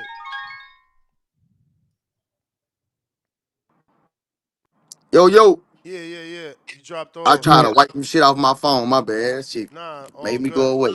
Let me keep it Did you moving here. spar the catch the fade nigga? What's the catch the fade nigga? TTF? Yeah. I done spar. Ethan. I done spar. Yeah, I done spar little brother before. I done spar him. I done spar Kenneth Sin. I done spar Fernando Vargas Jr. I done spar the dude that Keith Thurman just knocked out. Jarvis dude. I done spar him before. I done sparred I spar my stable mates. Who else? Them about the only like big name I can think of so far. But yeah, I done caught a couple good little fades. All right. Keeping it moving, I got next one is from Devin Sanchez. Why did you not fight from 2017 to 2020? I guess he didn't hear the story, but is there more I was detail? grinding. I was incarcerated 2018 to 19, and then 19 to 21 I was grinding, getting prepared to get here. Huang out of Houston. Who would give you a better fight at 147, Blair Cobbs or Ryan Garcia? Probably Blair. Why Cause Blair Blair? got that. I say Blair because both of them strong, right? See, but Blair got that more like the retarded nigga in the hood type strength. Like, man, he got that little retarded strength. Ooh, type shit. You know what I'm saying? And you ain't gonna know where it's coming from. You know, he unorthodox as hell. You know what I'm saying? It'll be more of like one of them. With Ryan ain't never had a street fight in his life. Nobody never had a street fight, man. You don't want to fight no nigga like me. Every boxing match turned into a fight. All that pretty boxing shit, yeah, whatever. Every boxing match gonna turn into a fight. And you gonna fight. Next one is from Huang. No, we read that. We got Big Boss from Florida. What are some goals of yours to achieve in your career? What's it like training with the B&B and the DB3? What's that static noise? It's just on my head. Yeah, it's on your end. It's on your end. It might be your battery or what you got, Bluetooth? I don't know. It's on your end though. Jump out, jump back in.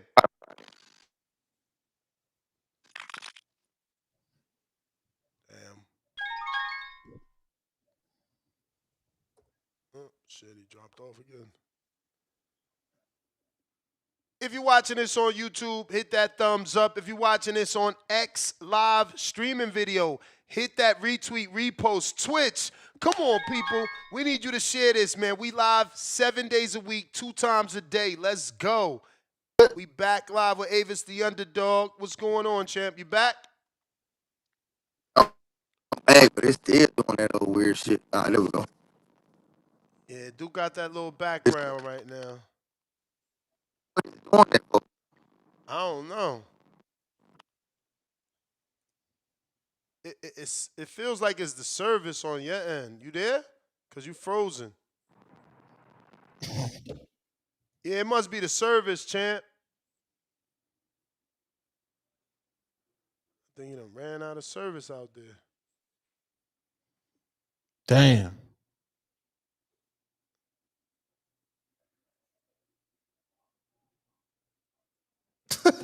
Man, we still on? Clarissa, man. Oh, go ahead. Is it better? Yeah, nah, it's fucked up. I don't know what happened. It's raining out there, huh? Nah, I'm in Vegas with him. You there? Yeah, we can't hear you. I don't know what's going on.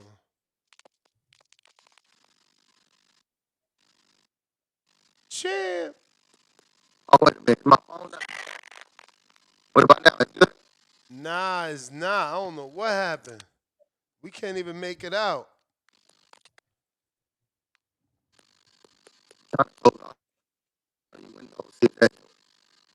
Right now. Nothing. It's like something happened.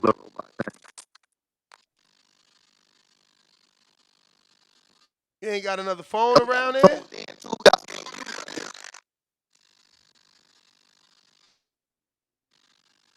Get off the Wi-Fi.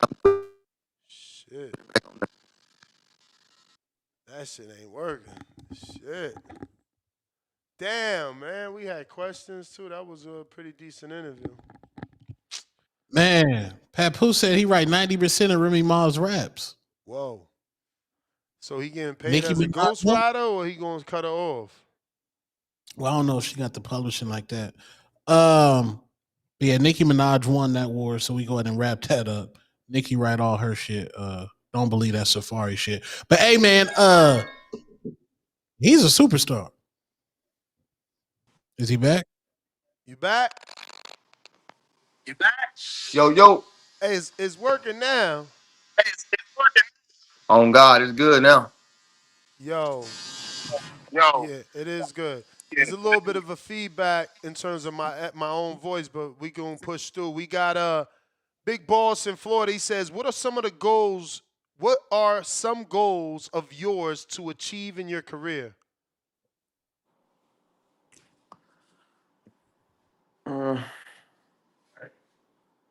I ain't gonna lie. I gotta tell y'all some more weird shit now. I ain't gonna lie. I want belts now, but it's crazy because when I was in jail, I never said nothing about becoming the world champion. It was always just like, man, this is what I'm gonna do to make some money and be able to provide my family and be able to change my family. You see what I'm saying? That was the initiative goal. Then it's like, okay, I get out here because I don't come from being around boxers. You got to think, you know what I'm saying? I didn't come up growing around boxers and stuff like that. So it's like, okay, I get out here. The first world champion I ever saw was T.O. T.O. just beat Lomo. I was with Bullet at this time. I ain't had no car out here, so I used to just train, ride with Bullet all day till he take me home. So we used to have to go to what's that gym by the fashion show mall? Used to be a gym right there where Caleb Plant used to train that. Yeah. Rolly was training over there when I first got out here. I met T.O. right there, and he had 4 belts right there. And it was just like, man, might well get a belt. And I'm like, damn, this how they treat you when you got a belt? So I'm like, all right. So I'm just like, oh, all right, bet. You know what I'm saying? That's like playing football and saying you don't want a ring. You don't want to go to the Super Bowl. So I'm just like, yeah, you're right, bro. I might well get a belt. Boom, they gonna do like this, and I want some money, so the belt gonna give me more money. Yeah, I gotta be a champ now. Oh God. So now it's like it grew on me like that. But coming out here, it was never just thinking like that.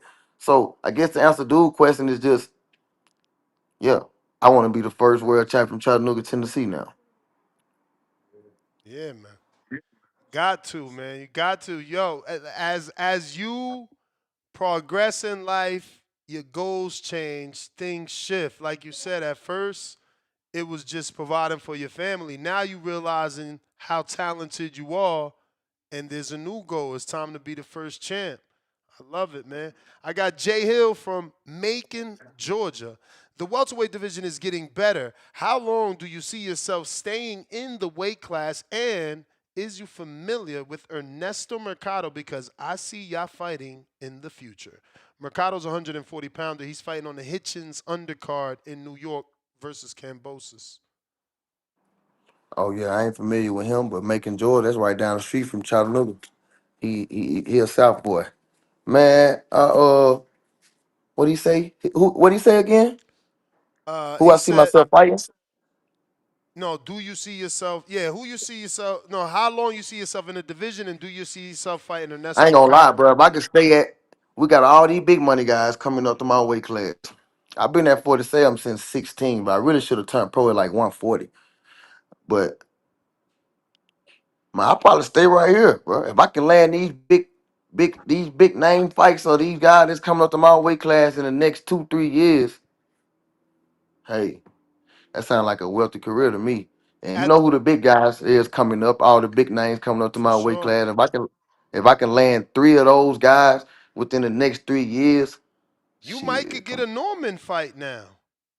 Being with Bomac, he got a relationship with Top Rank. Being with Jake, he gonna get on that social media megaphone. You could get a Norman fight in the future. I could see Me that. and me and Brian, we on me and Brian, we from the South. I want him to win too. He gonna take the belts. I'm gonna take the belts. Then me and him unify on some South shit downtown Atlanta football faculty stadium. That shit gonna go viral. Mm. And people been wanting boxing back in Atlanta ever since Brian Norman won that belt. They've been trying to see can he get a hometown fight in Atlanta. Hey, look, Tank did amazing numbers in Atlanta with that Barrios fight. I went to that live. That shit was a movie. yeah, I went to Tank Gamboa fight in Atlanta. I went to Shakir Jamal Heron fight in Atlanta. That was crazy. It's crazy, bro. Before I came out here, I used to be going to Atlanta. So like I knew Brian Norman, Eric Moon, and I used to be training with another guy named D, and I used to be messing with this guy named Maybach Hot. Okay, He fought yeah. I it. called one of his fights. He be fighting out of Atlanta too. Yeah, I bought And my he had dog from fought him. like I on the bought him. on Yeah, the he top fought rank card. Eric Tudor. He fought Eric Tudor on that Golden Boy card. Yeah. So when I was in the process of grinding, like that's one of the guys that knew. He saw like, damn, bro, look, bro, he really, I was driving to Atlanta to train with him at his gym. I told him I can't go to the gym at my home. Like this is a part of my grind. He saw me grinding 3 years ago, 4 years ago. I've been home 6 years now. Made a ninth this May. 6 years. And then driving all the way down there, getting hotel room. You know what I'm saying? Like just doing it by myself, coming in there, training with him. You know what I'm saying? And like that's one of the guys that be writing me now. Like, damn, little bro, I'm proud of you. Like you really stayed down. You did that shit. Like he remember when I was just in chat before I even came to Vegas. I was just going back and forth from chat to Atlanta, chat to Atlanta. So it's just like, Yeah, nah, man, and he got a similar story. He come from the street, so I'm sure he's not only proud of you, but he's inspired by how far you come. You know what I'm saying? Because he got his opportunities on TV, but he didn't yep, have he didn't have the team that you got. You put together an elite team. Coach Larry Wade is the elite strength and conditioning coach. for sure. Bomac and everybody in that team, that's considered elite trainers. You know, you on par, man. Let me get to this question here. We got Quest from the 804. What's up, champ? EA comes to you and makes you in charge of giving boxers ratings in their new video game. Out of 1 out of 100, what you giving these 5 boxers? Canelo. Come on, like that little rating high be on the game. Yeah, 1 out of 100. You got to give Canelo 99. Whoa. Boots Ennis. You got to give Booth like a 95. Devin Haney.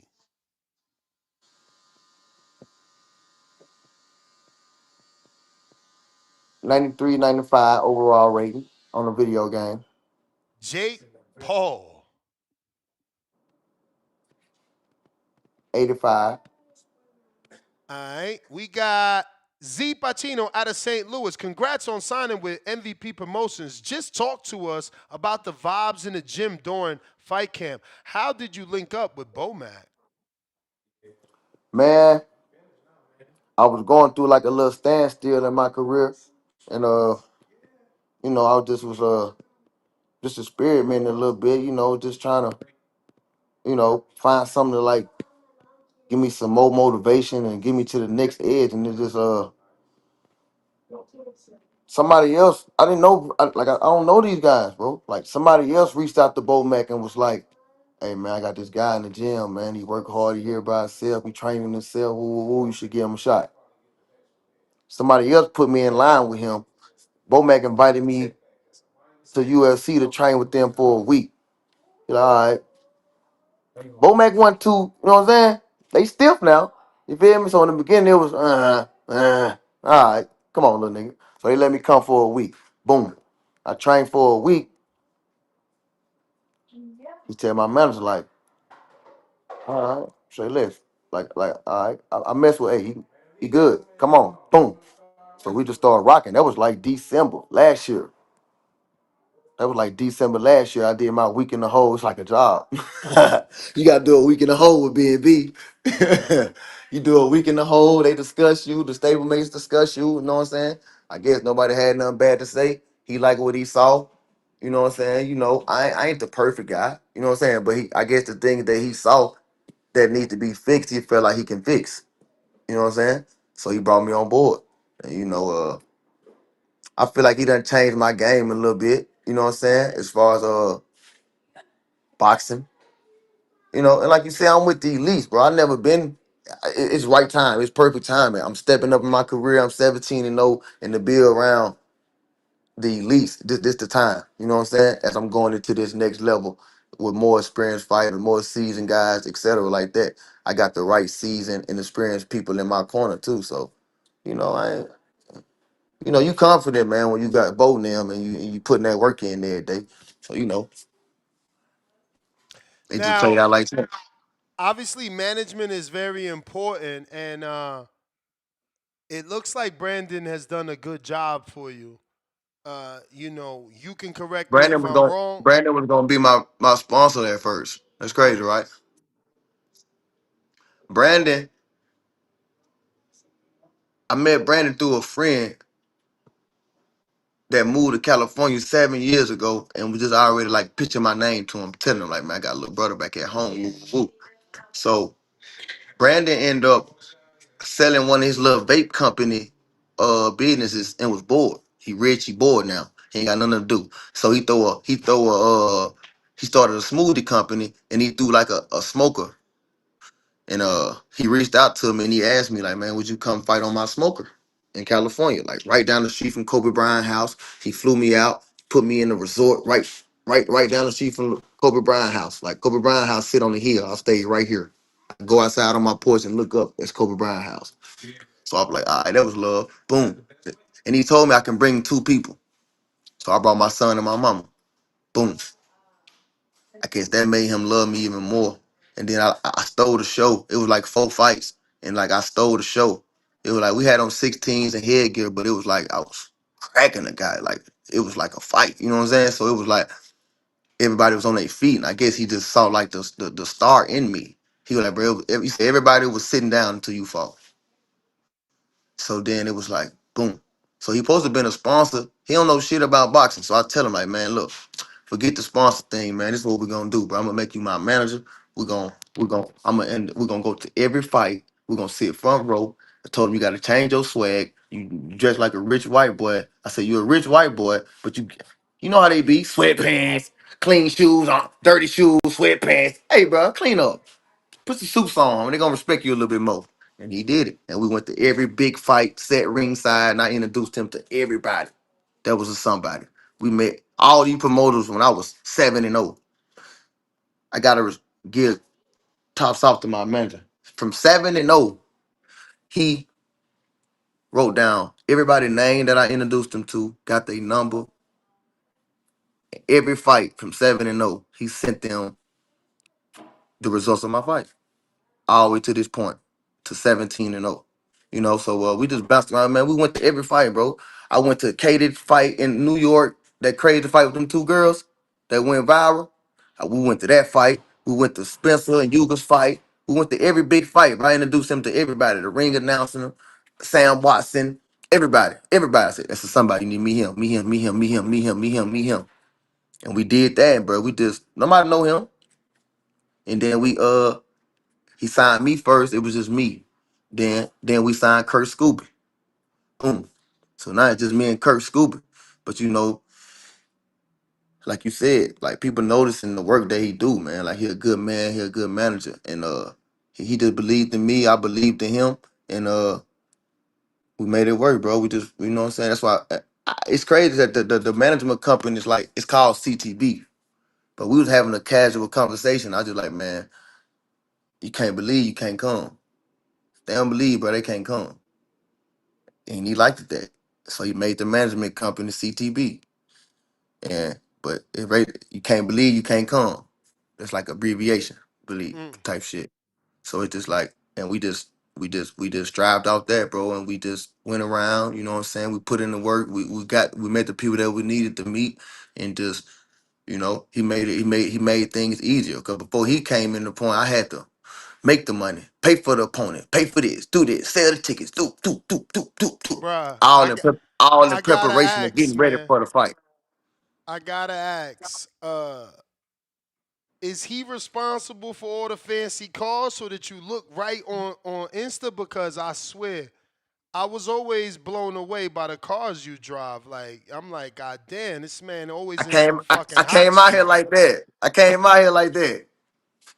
This shit, you gotta let them Yeah, know but this shit was before the deal. I done You seen saw me some. pulling up SRT peanut butter guts outside before the deal. You I gotta let seen them you know in, now. but that's what I'm saying. But I've seen you in bigger shit than the SRT, my brother. Oh my. SRT, I get it. That's fly, but my man, I've seen you in bigger shit. So I mean, it's cool because if like that's part of being a manager. Put your fighter, make him look the part so he could be the part. So again, we highlighting Brandon. He's an unknown manager that's done a phenomenal job with you and with Kurt Scooby, and he took a shot on you. This is his opportunity to get some shine because what he's doing is official. Like he For sure, stuck with man. you. He stuck He the with you, and hardest, now look. hard working guy, man. He he's serious about what he do. You know what I'm saying? And I believed in him based off the other businesses that he had. That would make me have trust in him doing this. Then let Brandon tell it. I saved his life, so it's like it made our bond a little bit better. Like my manager was having a drug problem at first, like when we first met. You know what I'm saying? Like What was he he had a into? drug. He's doing coke. You know what I'm saying? He got rehab. He got like 14 rehab facilities right now. You know what I'm saying? So like He owned that's what he 14 want to do. rehab facilities? Yeah, all on the Oh same block. man. Oh So man, that's he crazy. but at some point in time he was up and down. He was slipping. He was doing good. Like when I first met him, he was doing good. 2 months later, he slipped up. I seen him again. He was looking like me. I'm like, damn, homie, you gotta tighten up. Like, but I ain't give up on him. Put it this way, bro. He was out here bullshitting. This shit crazy. He was out here bullshitting, bro. Chris Cobra fought that fight when Chris Cobra lost out here when he had on all that color shit. That one time Yeah, the pink he hair. fought. He had the red, white, and blue, it like Lego shit that time. He had the shoes on with the trunks. It was like red, blue, white, yellow, all them little different colors. Anyway, it was that fight. It was like the first time that Yeah, Chris had okay, the just lost. autism outfit. Yes, I remember. Okay, boom. My manager was out here getting high, bro. He met Chris Cobra at the crap table or something like that. Started bragging about me. Flew me out here the same day. Flew me out here. I linked up with him. And like I respected him because he wasn't trying to hide it, bro. Like I'm a real guy. You know what I'm saying? I can accept the real. So the fact that you weren't trying to hide it from me made me even want to fuck with you even more. Feel me? And I just told him. And we talked. We did the boxing thing, and I just told him like, look, bro, I trust you. I believe in you. Woo, woo, woo, bro. But in order for you to Damn, we I took lost you. that. I took his ass to rehab, dropped his ass off. He did it, bro. He did like 2-3 months, went clean, homie, and the homie been doing good, bro. The homie like 2 years sober. You know what I'm saying? I'm proud of him. He doing good. He still got his businesses. You know what I'm saying? He work hard as a manager, do everything, go over and beyond. You know what I'm saying? And hey, like I said, from the seventh fight, bro, he done contacted everybody that need to be known in boxing. Every time I get out the ring, he's sending them my results of my fight. Boom, boom, boom. We 8-0, 10-0, 11-0, 12-0. We on a 7-round knockout streak. Like, yeah, it took 17 fights and they started replying back. Oh, this motherfucker might be real. And now we here. That's official, man. Shout out to Brandon, man. Tell him reach out Shout to out to me. Brandon Stump, man. That's my I would guy. love to For talk to sure, him and man. Best get that manager in the story. game. Yeah, I would love to talk to him and get that story. We got Call Me MPO, G from Brooklyn. Out of 100%, what percentage would you say boxing is mentality versus physicality? 80% mental, 20% physical. Okay. We got mac and cheese. Have you ever heard You Sound and Favor Unk 607? I think his name is, and Quit that's a playing with question. me. He said, no Next caller. disrespect. Dude sharp, though, in his own way.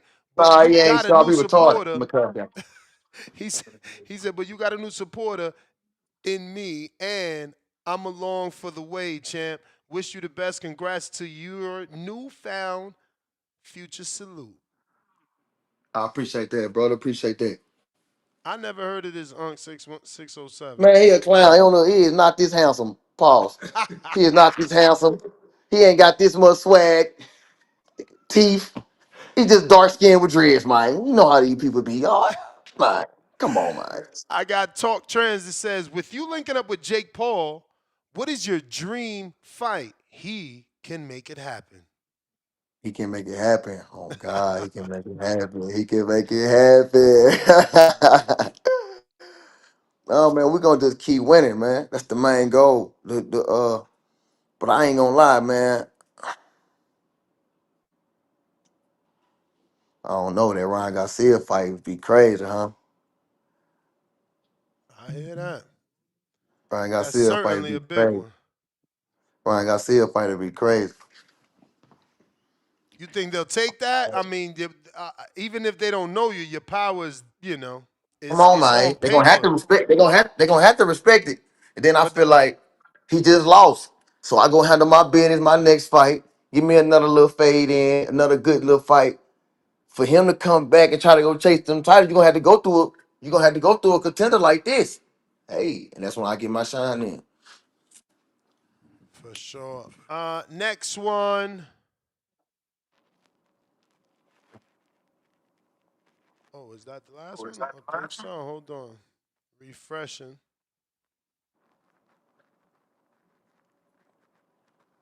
That is the last one. All right, champ. We got through it. Please give out your social media. And as soon as you get that call of a fight, let me know so we could get another I got interview one. I can't scheduled. just say nothing yet. I can't Nah, say for nothing yet. sure. I We got can one, wait. but you'll see it. You'll see it in a couple days. We'll wait, and then we'll schedule another interview, man, and talk about this opponent. Y'all gonna like this next one. All right. Well, give out that social media, man. We appreciate you. Avis Griffin on Instagram, man. That's the only thing I got. AVIOUS Griffin GRIFFIN all together. Give me a follow, man. I'll follow back. Thanks for tuning in to the underdog. I appreciate you, Boxing Voice. I appreciate the other homie. And thank you for tapping in with me. It's been overdue. We supposed to been tapped in, but For timing. sure. It's better, perfect timing. It's the right timing. So yeah, salute, man. I appreciate you, what you're doing for the sport, keeping the sport alive, noticing the highlights and noticing the flaws. Appreciate you. Appreciate you, champ. Enjoy the rest of your day. There you have it, ladies and gentlemen. The underdog, Avis Griffin, knockout, puncher, Quest, the best, VA. What it do? Yo. Yo. Yeah, man. Good interview, Ness. I came in kind of late, though. Made sure I got my question in there. Couldn't miss it. Yeah, man. Two-tone up there? No, he's not. Yeah, shout out Two-Tone. Yeah. On this topic, bro, cause I did have some heat for Two-Tone, but he hopped off, man. Shout out Two-Tone. Yeah, man, y'all calling, man, Canelo's not washed, bro. You can say what you want. Crawford's the one that's 38. Like, if I can remember, he's 38 years old, man. We calling the dude that's 4 years younger. He might have like 60 fights, but like, let's not forget, Crawford's up there too, man. It's not like he's out here like he has 40 fights. So let's not call people washed up and just dismiss the fact that Crawford is younger. I mean, he's older. But yeah, man. That he said Jake Paul's at 85, bro. Like, I know that's your man and all, I but mean, damn, you bro. trying to get him. You trying to get him to get his deal fucked up. Like, what you want him to say? Like, come on, y'all be putting people in I don't crazy want him to lie, man. positions. Bruh, Like, you don't lie should. on You him, you man. I know he's my the boss man and my all. man just got signed. You trying to put him in a position to say Jake not a good fighter or some shit? That's crazy and corny. Hey, man. Hey, come on, that's like It's that's the a good question, truth, man. You said bruh. I got the question, man. The You man sitting on my said question now? the man said, "Oh, now that I signed a Jake, I got people texting me telling me they moving to Houston to take a shot on a drink." Like, bruh, you don't shit on the hand that's fucking feeding you, bruh. He's not supposed to. And I feel you, but an 85 is kind of high, man. An 85. I mean, Like let's hey man, Jake knocking shit loose. he's knocking old MMA fighters loose, man. He's knocking old MMA guys out. Shout out to Jake Paul, but Crawford's the one that's washed. Y'all gotta stop two-tone. Man, he got that's why he gotta get in the ring, man. Two-tones trying to say it's not easy to cut the ring off. But I'm gonna holler at y'all, man. I'm out. Alright. If you're watching this on YouTube, don't forget to hit that thumbs up. Same thing if you're watching this on X live streaming video, hit that thumbs up and help me with the visibility of this show. I'm trying to grow. If you enjoyed that interview, share it, man. Help the world hear that interview. You know? Help the world hear that interview. Hey, man, you seen that video I had sent you? That DM you on Twitter? Richard Steele, stop. No, I haven't. So I wanted you to play it because, like I said, it's relevant to like what we like the topic and stuff you got going on. Yeah. Like if you want, you play either or before my call, or you can play it after. It's fine. Cause I just want to I want everybody else to discuss it too. What Jose Senior saying, he basically saying he think Bourne gonna fight the same as Stone, which I disagree. You know, I know he just got to get his hate off though, cause I could tell he was animosity with him saying that. But Saturday, hey, real deal, that was one of your best interviews, man. Like I tell you, I watch all of them, you know, and hey, that was really, that might be like since I've been watching the show about 2 years or so now. Like, man, that real deal, at least for me, man, that might be like top 3, top 5 interviews because that shit was that like I knew some of his stuff, but yeah, I ain't gonna lie, I ain't know that much, man. That all that stuff we talking about with his pops and all that, and man, all that getting out of the pen and all that, and you know, I kind of feel like I just feel the connection from because I'm from Florida, so that southern connection, you know, like he was talking about with him and Brian Norman Jr. I like that you even pitching that fight out there too, because I'm with you. I even told Najee that shit when I had saw him a couple weeks back. I was like, bro, you and Brian Norman Jr., y'all hold that shit down for the A. I'm like, shit, I was like, you need to tell Gary ass to get you a fight in Atlanta. I said, Brian Norman Jr. need to get him a fight in Atlanta. So I'm with you. But real deal, salute, man. That was a good ass interview, and you was letting him fully just spill without interrupting him, and that was solid. But aside from that though, yeah, I think it is gonna be a little tough for sure. Like Canelo power and all that stuff. It's gonna mean something, of course, but I think Bud gonna be goofy because I think Bud just too smart. Like I remember, I even said it beforehand. I had so many people tell me, they were like, nah, and like you see how Errol did Ugas and stuff. Like, yeah, he had a hiccup, but he gonna do Bud the same way. He just gonna beat him down and break him down because that's what Errol do. Now, like y'all gotta remember. I'm like, Bud ain't gonna just stand his ass there and then not throw nothing back, not be moving and jabbing anything like that. So, like when you were talking about it earlier, it's crazy because you talking about y'all had the fight part and all that stuff. I remember I was watching it live, and I was talking to, like, even people who went there. You could, like, literally watching the fight with the broadcast, listening to it, everything. You heard how everybody in the crowd literally let out that big-ass gas when Bud had, like, threw Earl ass halfway across the ring. Like, we like, get your ass off me type shit. I ain't gonna lie, that kind of turned the tide for me, too. I'm like, oh, this shit might be even a little more different than I expected because I thought Bud was just gonna win a pretty solid decision.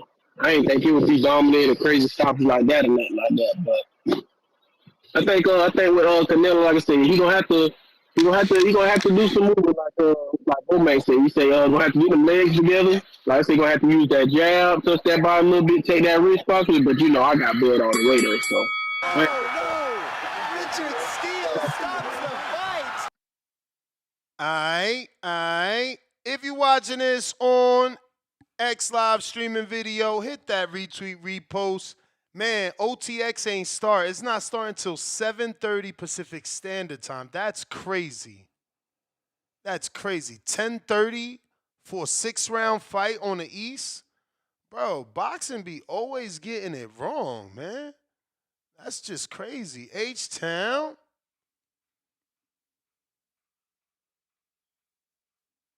What up, Ness? Can you hear me? Perfect. Hey, Sean, baby. Hey, man, shout out to Griffin, man. He sounded like he been in the city for a while. He sounded like us down here in Houston. You know? That guy's got a good story, man. Hopefully he makes it and lives out his dreams, man.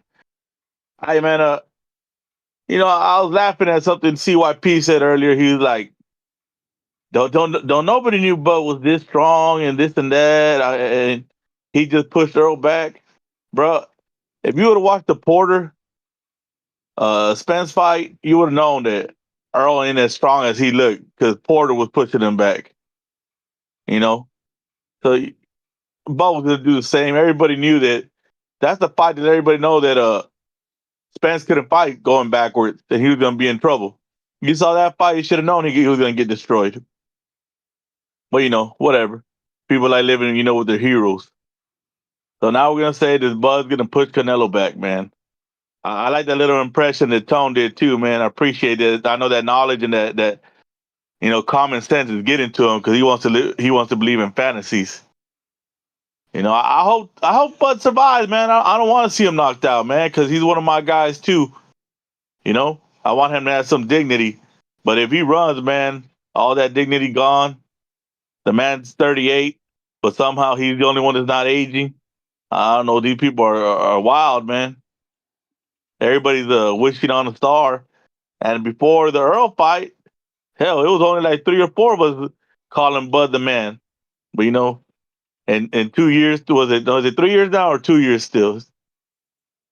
What do you mean? A lot has 2 years and now he's the man. Oh. But it is what it is, man.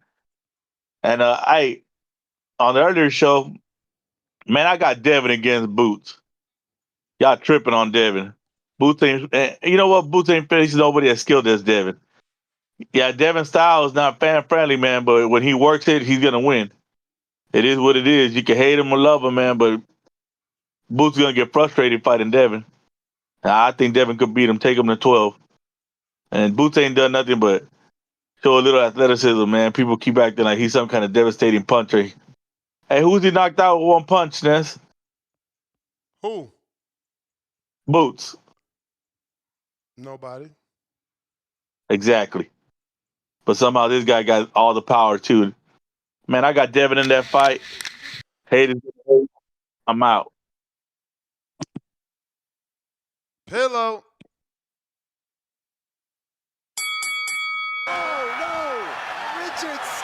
You got me? You got me? Yep. All right, so let me just hit the record straight for all you Canelo haters. Y'all, it's one of those things where when Canelo's gone, y'all gonna miss him. And y'all talk so much crap about this man, but what he's doing for the sport is great. He's still fighting Crawford, and what I said is like, if he fought Crawford or Benavidez, I was okay with that. He's not fighting Benavidez, I'm okay with that because he's fighting Crawford. This is a mega fight. Like, stop with the bullshit. Canelo is not washed. He just beat the hell out of a young ass Berlanga. Come on, man. Put respect on a legend's name. But and Ness, I have to ask you something too, because I'm gonna be in Vegas tomorrow, this weekend. You can give me some sparring out there? Hell yeah. Hell yeah. All right, it's a bet. I'm be in Vegas tomorrow. Hell Probably yeah. We tap gonna in with link you. up, man. We gonna take you to the gym, get that 4K recording, man. 4K, straight from Ness camera, man. And you can't say nothing that ain't promoting my fight. Is Two-Tone there? Nah. Oh yeah, I had to pick a bone with you, Ness, because you ain't promoting my fight, man. You acting like What you my mean? stardom is low. We just showed you must ain't watched the Border show. We just showed Angel footage. We just talked about you. We talking about, but you ain't got no footage, bro. Like, you want to promote your fight. You see Tip and Lobo sending footage every day. Motherfucker sending spawn bag with you ain't doing nothing. How I'm gonna promote your fight with what? Send me some footage. But you coming out here, I'm gonna get my own footage. I'll record it. I'll treat you All like a right, bet. star. I'll be out there. Red carpet treatment. You know what I'm saying? Get out there and is Carmel out there? I want some work with Carmel Moten. Yeah, Sign me up with I ain't gonna be Carmel. able to get you no type of work like that because they don't know you. But we gonna You get you right. some work on Saturday for sure. All right, that's a bet. That's a bet. Well, really, I just want to tap in with you on that. Keep cooking, bro. Had to put my little 2 cents in with the Crawford and Canelo. Y'all got to put some respect on Canelo's name, man. I'm out. Even your man, look, Angel hit me up now to my yo, show him the video I made. And I like the video you made, Angel, but that's all old footage. Where the new footage? Where the new footage? Y'all dudes y'all like hotting, bro. Like where the new footage? Show us Where why that you new gonna beat footage? Pillow. Where the new footage at? What are we scared of? Yeah, man. Where that new footage at, babe? What up, Ant? Another scary cat. Man, I had to listen to that Pap and Remy on my IG live. Lord time. Clarissa, Well, child nigga can't be scared. Yeah, Nah, what up? you ducking my question. You don't want to answer. We done gave your fight Nah, I away, think. man. Oh, you did? My fault, man. I've been mad busy, man, working all that shit. I've been in the gym. I've been popping in and out. I've been trying to get my work, man. I text you back. You ain't see my message? You text me today, bro. Yeah, I text you today. Now I got my book and shit. Look, joined the USA boxing shit. I got it. Working on it, just trying to get my shit in shape, man. I'm behind the little 8 ball a little bit, but I'm working. Nigga, oh man, I ain't never been 38 before. So, just trying to work through that, man. I'm in the gym, trying to get my little shit. I'm about to go back to Cincinnati tomorrow. Get with my guys, get my old trainer and shit, trying to see where I'm at, man. I was sparring a couple weeks ago with this young dude, this young 54-pounder. Man, I got my ass up. I ain't gonna lie to you. I'm like, oh shit, damn. I'm rusty. But yeah, I mean, it's part of course. So like you not it until you it. You know what I'm saying? So I accept that. I understand that. It's just where it is. I mean, to be honest, I mean, really, throughout the whole time I've been boxing, I lose most of the rounds I spar. I mean, I'm in there to learn. I'm in there to. It's not that I'm trying to win every round. It's that I'm trying to see.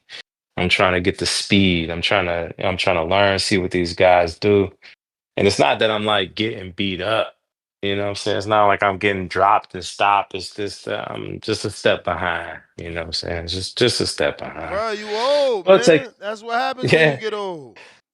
That's what happens when you get old, man. It's not that I can't do it. It's not that I don't have the ability. It's just that yeah, I learned that it takes a little bit longer when you get a little bit older. It takes a little bit longer. The ability is not that it's not there. It's there. It's just it takes a little bit longer. It takes a little bit more rest. It takes a little more focus. And the biggest thing is just it takes the motivation, man. I ain't the young 30-year-old Thundercat that was You that was ain't got dropping and that stopping niggas. motivation no more, bro. You don't want to run Hey, them I'm trying to miles. get it. I'm trying to get it. I'm trying to hear somebody talk some shit to me, man. I'm trying to get mad about something. I'm sleeping in silk sheets, B. What you mean? I'm in Florida right now. I'm at the beach. What you you know what I'm saying? Yeah, I So I'm see. trying to so I'm trying to get a little bit of back, but my heart is in boxing, man. I miss boxing. And I'm sad without boxing. So I'm trying to get it back, man. That's what we do, man. That's what we love. That's why we here. So I'm working on it, man. I'm working. I'm working. Let's I get it. might, I'm looking at that boy Forbes. I'm like, yeah, he a bad boy. I can beat him, but might need a tune up, man. That's where I'm at. That's where I'm at. We'll see. All But I'm right, here. champ. You the man. You the man. Yeah. All right. We got Ness, what does this number mean to you? what number? 275. I don't know. 275. Sounds random, bro. I don't know, bro. No gas? Gas prices? Nah, chat. No, what does 275 mean to y'all? Let me tell y'all. What? Canelo has 275 more rounds boxed than Terence Bud Crawford. Okay. And man is old, bro. Father Time got to touch somebody on the shoulder, bro. It got to, bro. Nobody got super serum and Crawford on snack. Yeah, man. I hear you. Now we promoting snack. This shit crazy, bro. King Bourne counterpunch DC3. Charles Remington, $5. Tone, you my guy, but you've sat there multiple times saying Canelo beat Berlanga, pillar to post. He 12-0'd him. Now you saying he went life and death. Ooh, got him. Jerry Soriano, $2. Musty energy. I wonder if Reynoso. I mean, that's quality hate. That's quality hate. I don't know. He if may it not is hate if he just bringing up what you said. No, he's not quality hating at all. No, that's my nigga. Charles Remington's my guy. I'm doing quality hate because Ness, you ain't got the picture of Canelo's face? No. Why? Did Berniga change it? Did he change what? His face? Profile picture, his profile. No. Because there's a picture of Canelo's face, man. I'm just saying, man. Who got more skills, Berlanga or Terence Crawford? Yeah, it's Crawford. That weight class is tough. That's why I wanted Crawford to fight Berlanga. That's why I wanted him to fight Jaime. You know, I wanted him to fight David. Y'all one wanted the only Crawford, Canelo. Jerry, I wonder if Reynoso will ever throw the towel win. Modern Boxing, $2. Condolences to you and your family. That was to Chattanooga Zone. Jerry back with another $2. TBV community, let's support this brother, Avis Griffin. Trophy emoji. Matt Bet, $100, $2. Barrio punching up Manny. He's extremely too old. Jerry, another $2. A fading legend is still good enough to beat 99%. Latron Cooper, $2. Tone, why don't you like Clarissa? I love Clarissa. That's a beautiful woman. She's well accomplished. She pays her own bills. Might be paying Pat bills, respectfully. Remy Ma said that she pays for all the bills. She pays for the dance classes. She pays for the swimming classes. She pays for the mortgage. Papoose said all his names on the utilities.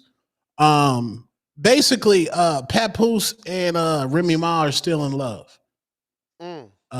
Clarissa, go find you a nigga that ain't got no baggage. Go get you a regular nigga. Because them niggas is on IG Live right now, cooking each other. Imagine being the new nigga or the new girlfriend involved in this.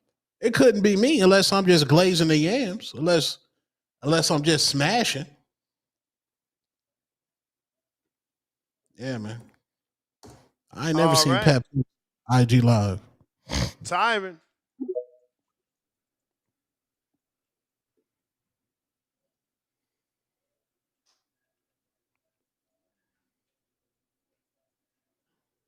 Tyron. Gotta unmute. Canelo has way more wear and tear than Terence Crawford. This is facts. Bernard Hopkins was how old as a champion? Because he was in prison and didn't take wear and tear? Oh, man, y'all got to stop, bro. Stop, bro. All right, no Tyron. King Bourne, counter.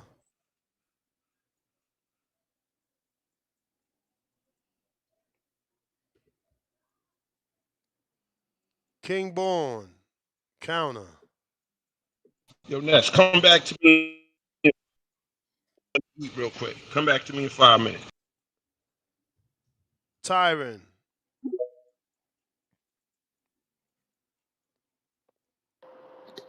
Yo, what's good, Ness? Ness ain't going 50-50. What up? What's good, Two-Tone? What up, gang gang? Not much.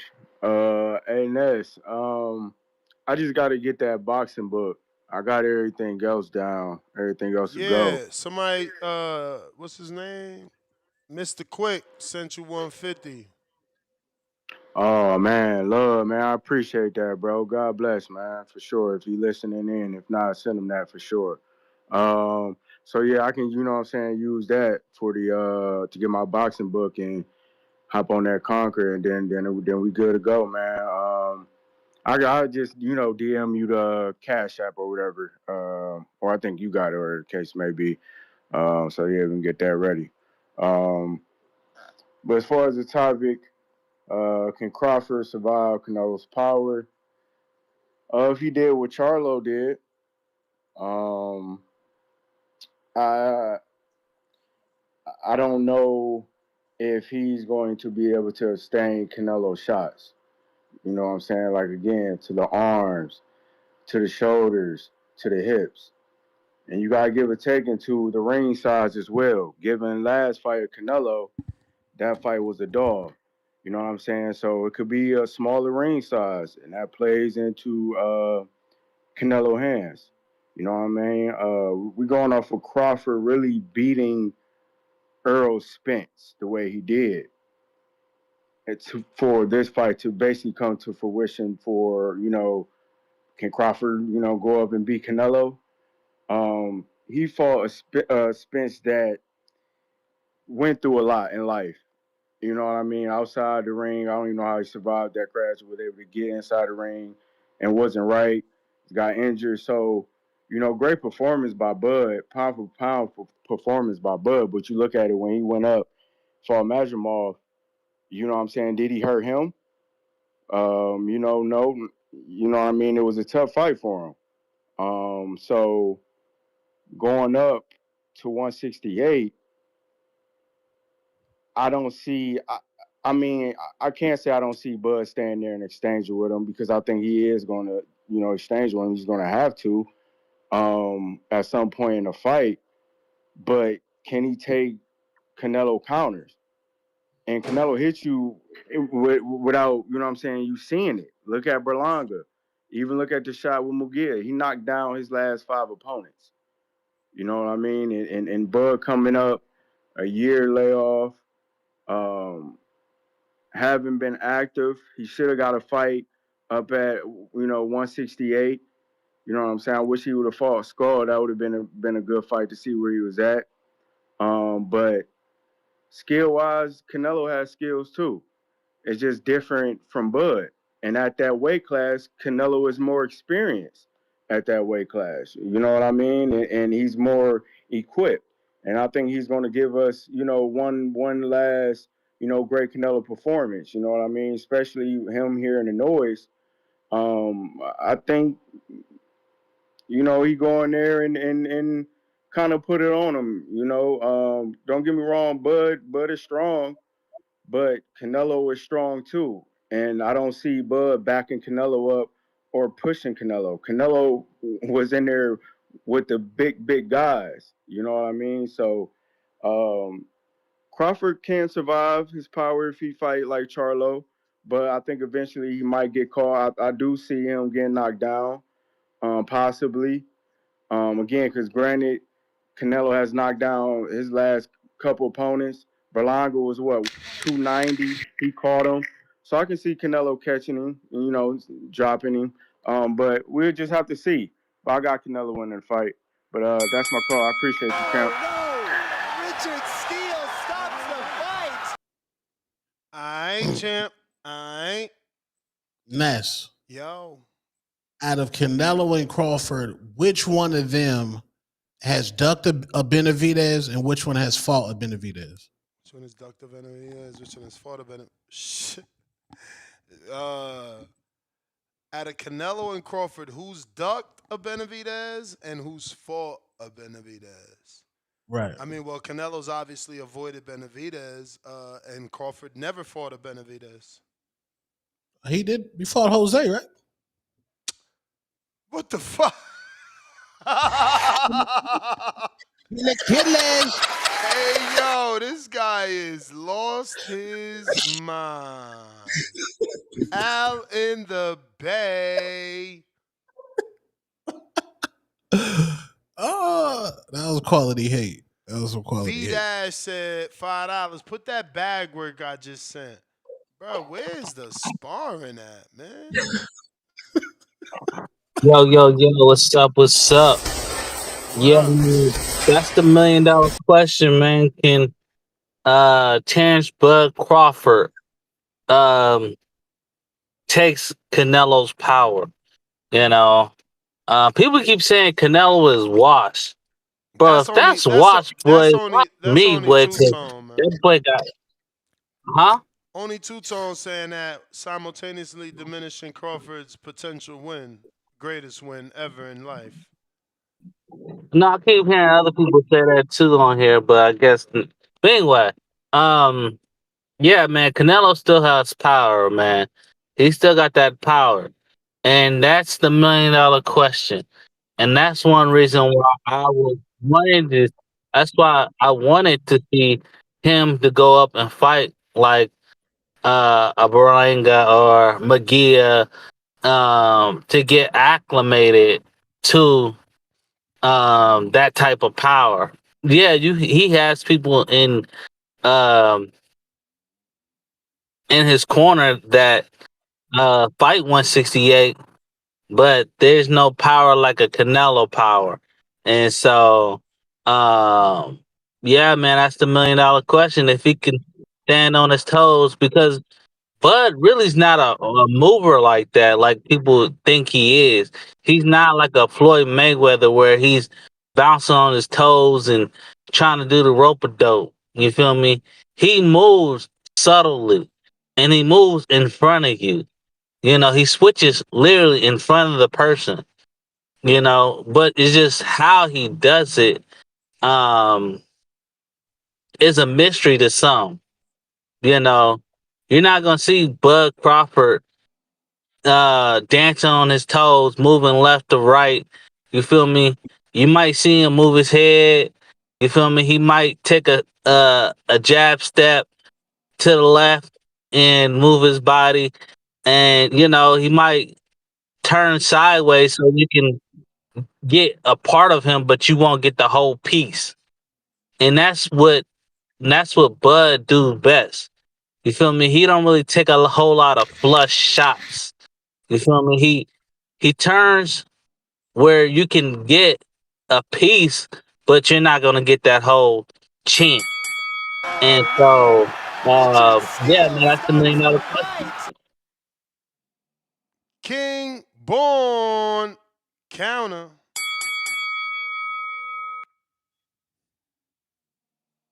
Hey, yo, y'all hear me, right? Yo, live chat, power chat. Listen up, man. Yo, peace to homeboy from Chattanooga. You know what I mean? I love brothers that they mentally strong. You gotta be mentally strong to beat a murder bid. Then you gotta be mentally strong to have your father die right in your arms. That's some real, like when he become world champ, y'all. Live chat, power chat. He gonna make a movie and shit. You know what I'm saying? That's like a movie, y'all. Word is born. Listen, man. I'm telling y'all right now, New York is everywhere, Brooklyn everywhere. Shout out to Atlanta. I've been telling y'all for years, man. They need to blow Atlanta up. Brooklyn, we good with the Barclays. We got Madison Square Garden, but Wilder fucked up. When Wilder was the man, he never ever did a show promoted Atlanta, man, which is only 3 hours from Tuscaloosa. He never did the shit, y'all. So you got this brother here, you know, I call him Avis because saying like he just saw some like high performance delivery shit. Know what I mean? I call him Avis. You know, Avis, get busy Griffin. That's what I call him. Peace to him. But what I'm saying is, y'all, like, they never bigged up Atlanta, man. Like, yo, come on. Everybody half of New York City is damn Atlanta. Brooklyn, Queens, Bronx, Manhattan, Staten Island, Charlotte. Everybody in the live chat from New York know half your family from New York went down to Atlanta. You know what I'm saying? So to have a boxing match there and to have somebody there that's trying to build that shit up is refreshing. But I say that to say this. I believe in reincarnation, and I'm going to tell y'all something right now with this Shakur Cepeda, because we got to start talking about the fights that's on the way, y'all. Shakur in the past life, you know what I mean? He fought a 8 on Noah's Ark, right? In the past life, they had him showboating him fighting a gorilla in the phone booth. And guess what? He won. Gorilla couldn't touch him. So with this Cepeda shit, it's like, yo, we know Cepeda's coming forward, throwing hella punches, right? All Shakur gotta do is just box and be the beautiful boxer that he is and shit. And he gonna beat Cepeda. And big up. Now, y'all know I don't Turkey Man not my man no more, but I gotta give him credit. That Central Park shit would have went left. I love the fact that my man went to Queens, US Open. See, one thing about Turkey Man I see, he's opened up new venues that people never heard of. You know what I'm saying? Don't be. That's the bell, inevitable.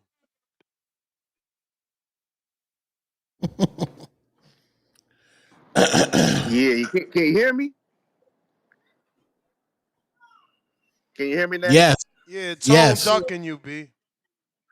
Who ducking? I'm right here. Who? It's inevitable. D Block, D Town, D City, D-Ville, coming at you live from the fucking greatest city of all time, Dallas, Texas. Flags! Hell to the yeah. You know, I want to thank everybody. I want to thank Quan. I want to thank all my people here on Twitter. Number love and respect. You know, we're going to go on our YouTube shit. We're going to go on Instagram. We're going to make our impact. You know, I'm going to say it like this. How you doing, Two-Tone? The superstar. I'm good, B. I'm good. Nah, you ain't good, brother. What the fuck been going on with you, brother? You got late cybered by some motherfucking Darth Vader old ass man, came in the morning and shit. People been talking, Two-Tone. They've been saying that you got replaced by an old ass man that look like Dracula. My brother, what the fuck is that about? What is that about, Two-Tone? That's what they saying out there? They saying it in the streets. Hey, they did saying they you got clipped by Darth Vader's lightsaber. A brother at 60 years old still keeping fucking lightsabers, my brother. Fake ass lightsabers. Why they mention that? Did Tell they me, my mention brother, it ain't true? Did they mention me on the Ring magazine? Did they mention that to you? No. I'm telling you right now, for the people, by the people. We for the streets. We by the streets. Oh, what the okay. fuck They is didn't going tell on you with I you, my was brother? You have been telling on, brother. You say you working out. Have you been working out? Yes or no? Hey, D-Block, did they tell you I was on Stephen A. Smith show? Did they tell you that? Have you been working out? Yes or no? Oh. I'm chilling, man. I'm getting ready for Border Wars, man. I gotta fight OC the boss. So you're not working out then. You know, it's okay. It'll work out. I got a real squabble, bro. I ain't Ray Jackson, nigga. I got a real squabble coming up. And you know what happened to Ray Jackson on Twitter? You know, that motherfucker got picked up by the mob and shit. All the money he owed and shit. That motherfucker got taken down, brother. You know, you saw my tweet. It did 30,000 views. And I'm going to say it like this. We keeping it live on Twitter. And I love my people. We coming in with every fucking shit. Every other motherfucker that hate on D-Block, you can't get my numbers. Ness, guess what? In a fucking year on Twitter, which I love, that's my foundation. We got 35 million views on fucking a guy that they said would never do shit. 35.5 million views. So I'm gonna say it like this. Two-Tone, you say you a Canelo, and we got 4,000. We got 4,000. What was it? Tonight we're gonna hopefully we eclipse the 4,100 followers. Look, a man that came out of nothing, and he's still growing, and he ain't even gone live, Ness. He ain't even gone fucking live. I'm the urban motherfucker. Whoever, all these haters on this bitch could keep on hating on me. Fuck y'all. Keep on kissing my motherfucking, I can't say that word. But Two-Tone, you doing your thing. I'm doing my thing. Ness has always been doing this thing. When you love the sport and you love what it be about, you already know what we coming with. And I'm going to say it like this. Two-Tone, you say you a Canelo fan, like you said. You say you a Ryan Garcia fan. Nobody's saying. I'm a supporter. He said that, man. He said that. But I'm going to tell you like this. Hell yeah. I'm going to tell you like this. Come September 13th, motherfucker, We're gonna come at you 100 deep, 100 like a gorilla against 100 motherfuckers against you, motherfucker. We're gonna come at you after the fight. We definitely gonna make sure that your ass get taken care of, no matter where the fuck you at. We're gonna come look for you, brother. We're gonna turn and break your ass down. It's inevitable. D Block, D Town, DC, Deville, coming at you live for the greatest city of all time. Facts! Man, that's crazy. Why y'all be beefing, huh? Who? We don't beef. That's your nemesis? No, see, there you go. Nemesis, that's crazy. That's crazy. That's Bro, crazy. 35 million views? Where? You can't I deny ain't even that. trying to hate on him. Where? He said Twitter. Man, celebrate that. Salute to D Block. He doing this thing, man. Hell yeah. I mean, yeah, he doing this thing. That's a little 35 mil? Yeah. Numbers, bro. He got to keep working. Shout But out my to thing D-Block. is, he got to turn on that microphone. When he turn on that microphone, then we gonna see. We gonna see. You gotta. This shit ain't easy, man. It's an art, man. Like they say, oh, you gotta get in the ring. Yeah, you gotta get in the pod studio.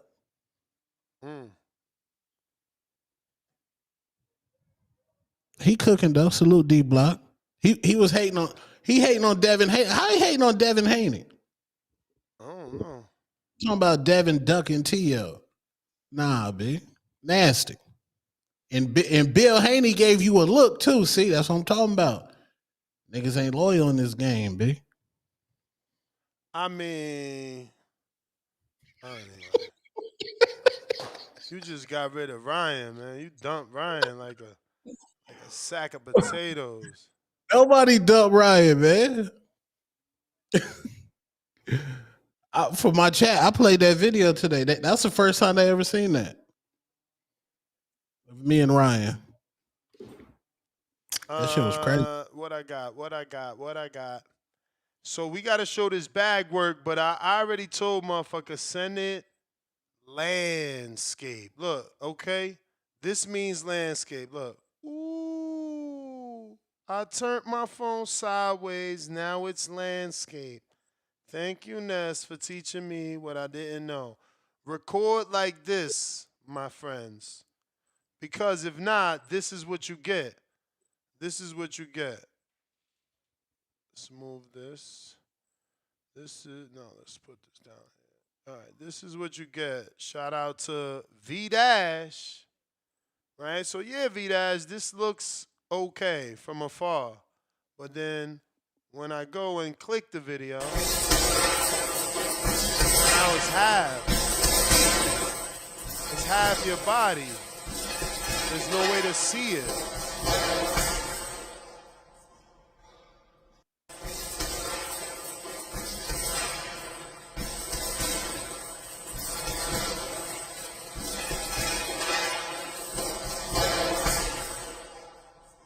All right, Vidas, genuine shock in your face.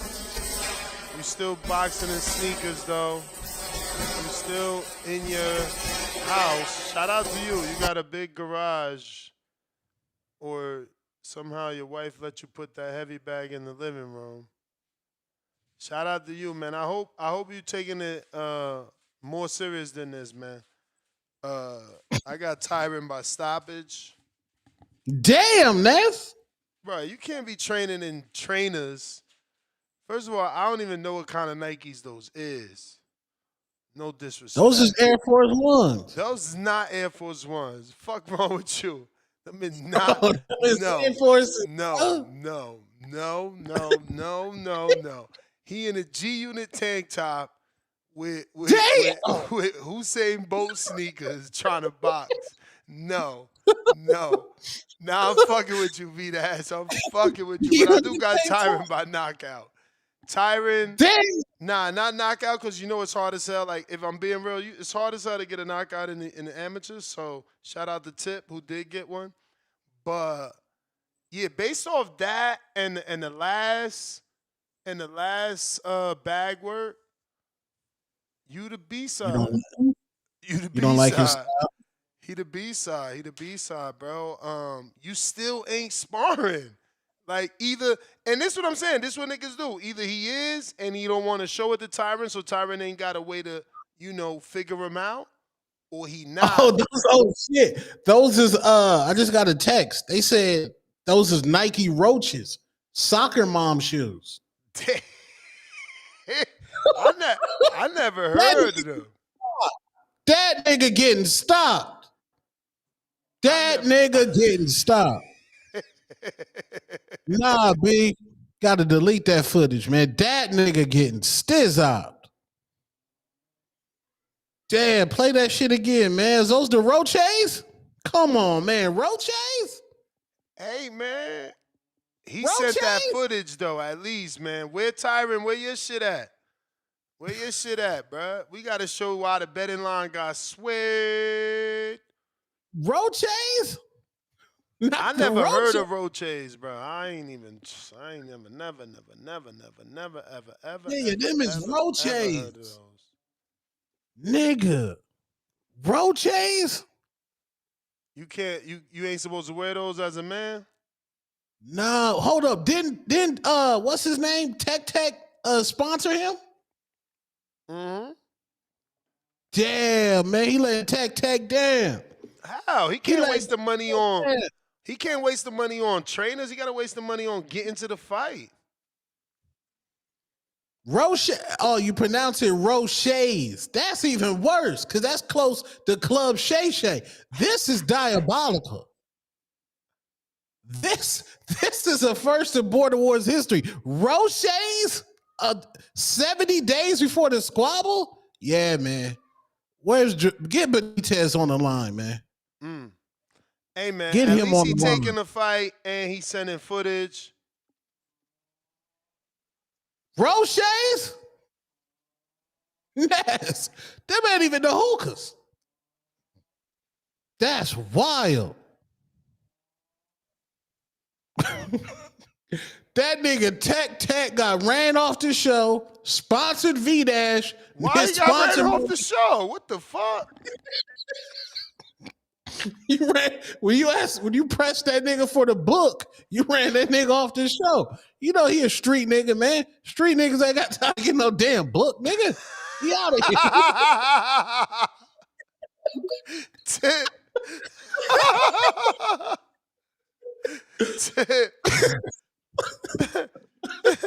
Tyron, man, get that footage to me. What up? Yeah, what up, man? You know what I'm That's saying? crazy. Getting done, you know what I'm saying? You getting done finishing up that work, you know what I'm saying? Getting done finishing up that work. Okay. Good day, Bro, you know? Tip, We be back. Yo. Tip, this is a safe space. It's only me, you, and Ness listening.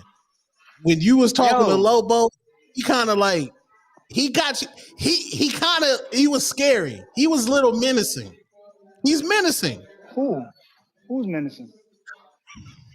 Lobo. He's a little menacing.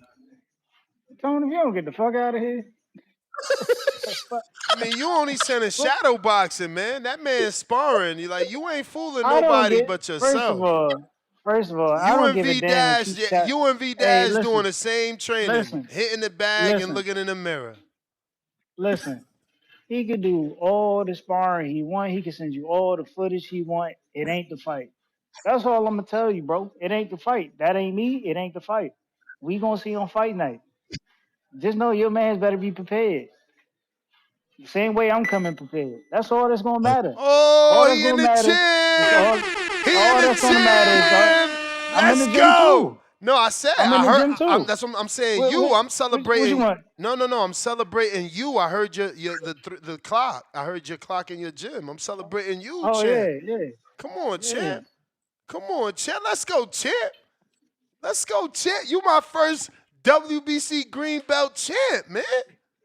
You don't even sound excited, man. You wild. Yo, Tone, he full of shit. Look, Tone, you know what it. Look, it's smoking till after August 2nd with me and Ness, man. He got cooked earlier. He ain't tell you he got cooked earlier. Yeah. I told that nigga go get Bill, man. It got bad for him. Don't worry, when Bill come back, I got something for him, though. I got something for him. Yeah. I had to catch a body today, man. They jumped me yesterday. They jumped me, so I had to come back and catch a body. You know what I'm saying? Shit got brutal Damn. out here.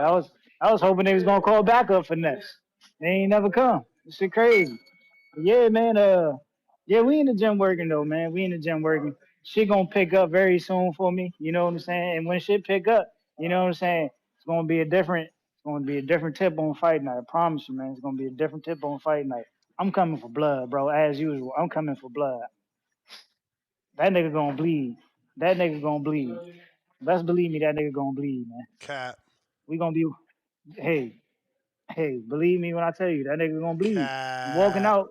Nah, I'm walking you out with did his. draw blood in that first one. That ain't the first time I done drew blood. You know what I'm saying in the ring, bro. Ain't the first time I done drew blood. You sure? I can draw blood in the ring. Yeah, I'm pretty sure. I'm pretty sure. I make niggas bleed. I make niggas bleed, You and he sure? will bleed. He will bleed. There will be blood. Y'all, I hope y'all seen that movie. There will be blood. That's how we coming, man. That's how we coming. Shutting shit down. I can't wait. Man, hey man, we need some t-shirts, Tone. We need some t-shirts. For I sure, we got you. need some We can t-shirts. Haters promotion joints, TBX. And you know what I'm saying? I was thinking, man, I might just hit Hamza and CYP up. And you know what I'm saying? Fly out for a weekend, man. And you know what I'm saying? Get that strength and conditioning training. Well, you know what I'm saying? A former collegiate athlete. And you know what I'm saying? A former, huh? Yeah, I got you. Yeah, former collegiate athlete and a former pro, and Troy King, man. You know what I'm saying? Might just do that, man. Might just do that. You know, it's only right. It's only right. And Cliff, I'll man, definitely Cliff, pull is you coming? And Cliff, is you coming to Border Wars or what, man? Cliff, like, what are you doing, bro? What are you doing? Is your wife gonna let you out the house? Is your girl still beating on you? Do we have to get her a fight instead of you, Cliff? This like, what are you doing? What do you do? We need answers, Cliff. We need answers. You know what I'm saying? We need answers. But anyway, man, I'm gone. I'm tired, man. Fucking around with y'all. All Yeah, right. but Ness, Peace. get ready. You gonna have to pick your man up. Khaled, what up? Indiana. Yo, can you hear me? You know it. I bet. So for the topic, can Terence Bud Crawford handle the power or escape the power? Deal with the power. Richard Steele No. stops the fight. What? No, the answer is no. No. No. Terence Bud Crawford can't handle the power of Saul. He can't handle the power. When Sugar Ray Leonard went up to light heavyweight and like fought his scrap up there, he said that was one of the toughest scraps that he ever fought because every punch hurt. You know what I'm saying? Every punch that he felt hurt his body. You know, so it's like once you start moving up those weight classes, it just start being belt to asses. You know what I'm saying? Like you just not finna be able to handle that. You know what I'm saying? Like those shots, he didn't deal with welterweight shots, but those super middleweight shots is just different shots. I'm hearing things like Bud is gonna punch in between the punches. You know what I'm saying? And then when you look at like the Jose Benavidez knockout or like the Earl Spence knockout, well not I shouldn't say knockout, but one of those knockdowns, like Bud had to kind of take some shots in order to make that happen. So Bud will take that risk. However, upper super middleweight, if you try to punch in between those punches, it's just gonna be a long day for you. You're not taking those. You fuck around, get stopped or knocked out. You're just not gonna be able to take those punches as a welterweight. That's why they had the weight classes. So Boo Boo told niggas, hey yo, he told Bud, hey bro, don't come up here fucking around with these super middleweights. Boo Boo got knocked down by Nichols. And we saw what happened with him and David Benavidez. And I'm not even shitting on Boo Boo because Boo Boo's a two-time world champion. You know what I'm saying? Champion at 54, champion at 60, I believe. Boo Boo's a real guy. Boo Boo went up to 168 and got acquainted with the super middleweights, and it was not pretty. It was not lovely up there for him. So Bud, the I mean, welterweight, that was he David cannot. Benavidez' Mexican Monster. That's somebody that allegedly, doesn't want to. Canelo don't want to fight. So that's an unfair comparison, right?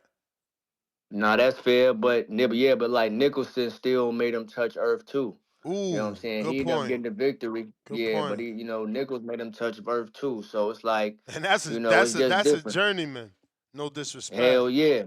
You know what I'm saying? Or respectfully. So niggas wanna run to the best dude in the weight class. It's like no debate. We ain't even gotta speculate on who the best is. And he punching. You know what I'm saying? And we ain't gonna say he a souped up middleweight because he been up there for damn 7 years. So that's who the fuck he is now. So as I close out, I think this fight, although I'm gonna watch it, is here. I think this fight, like if we're looking for entertainment value, it's not gonna be there. You know what I'm saying? It could be a Floyd Pacquiao type of letdown scenario. But even like, but while we talking about power, Saul is gonna neutralize Bud with his defense. You know what I'm saying? His defense is really gonna be the deciding factor in the fight. I want you all to go back and look at the Earl Spence and Madrimov fight. Look if Terence Bud Crawford is moving his head. Look and see if he's moving his dome piece, slipping punches. You know what I'm saying? Just look and see if that's taking place. I recall it was a lot of high guard work, catching shit, but not too much slipping, rolling. You know what I'm saying? Parrying punches like that. So I think the defense will be the deciding factor, along with the power. Like the power is just gonna be like once we feint that uppercut, go down left hook to the body. You haven't felt the super middleweight body shot. Niggas don't even go to Bud's body. Saul is gonna touch that body, that hip, that arm. That's a super middleweight punch. Lastly, two-tone. If Yeah. Bud can take the power, make sure you call out that snack shit. Cause don't try to favor the snack shit now. Cause I heard you said what Tank said. That's that snack shit. If Bud get to getting up there, throwing Canelo all around the ring and all that shit, make sure you call that snack shit out. You know what I'm saying? Make sure you say something about that. But yeah, bro. You know what I'm saying? Bud ain't on shit up there, bro. I'm tired of niggas acting like this nigga's a bird, it's a plane, it's Superman. Get the fuck out of here, bro. Nigga gonna say since he just move Earl Spence, now he move everybody. Fuck out of here, bro. I'm sick of that shit. All right, well, that's my call, bro. I appreciate y'all. Y'all be smooth. Quality hate, make it great. Quality hate, make it great.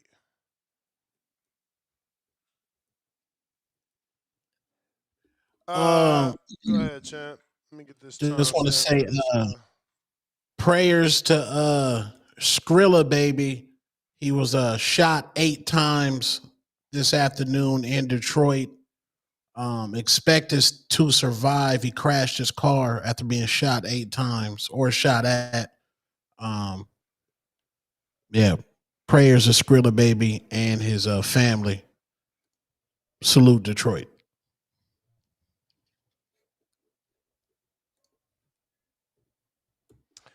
Alrighty then. Alrighty then.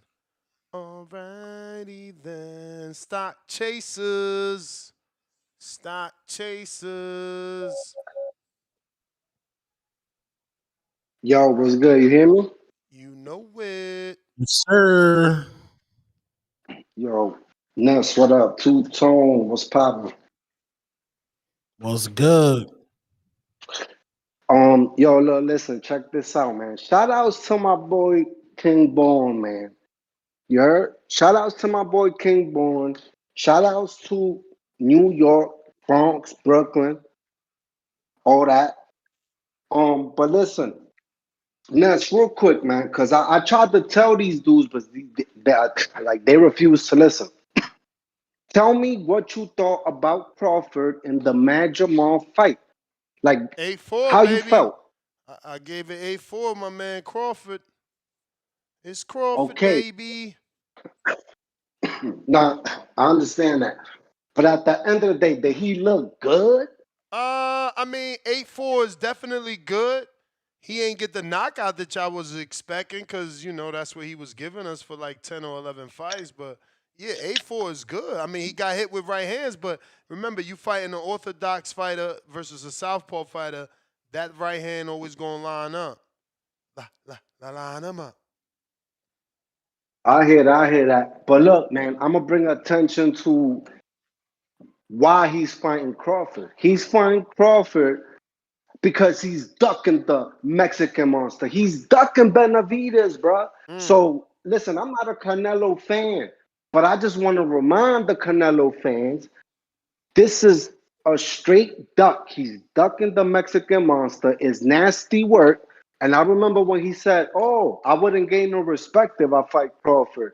Blah blah blah blah blah. But he still took the fight, and he's getting paid the same amount he asked for to fight Benavidez. So I just want everybody to remember that. But at the same time, let's go Knicks. You feel me? We lost it last night, but we finna get it back. Brunson finna turn up tomorrow. Shout outs to Tone. Shout outs round one. Listen, man, and at the end of the day, man, God bless all the fighters going to border wars. I wish y'all the best of luck. Y'all stay safe. Y'all keep them hands up, and y'all gonna get that work. So thanks for having me. That's two-tone. Be easy, brother. Salute, King. Alright, you the man. What up, champ? You ever seen that video of Whack 100 squabbling? Nah. Yeah, that left hook is, whoo, he got that Ryan Garcia left hook.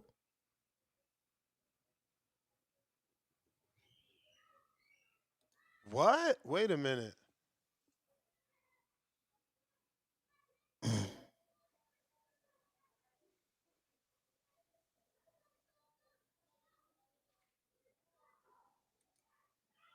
What the fuck? That's crazy, What bro. happened? I'm hearing. Let me just make sure this is what he's saying. Somebody acting like they about to replace somebody. Replace? Fight? Yeah.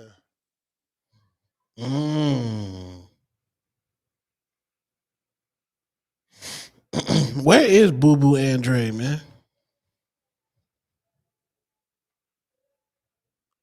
No clue, man. No clue. I could ask Punch. You know, Punch stay in touch with him. Yeah, man. We got to find out where Boo Boo at, man. Rocking counterpunch. I owed you from about a week ago. Yo.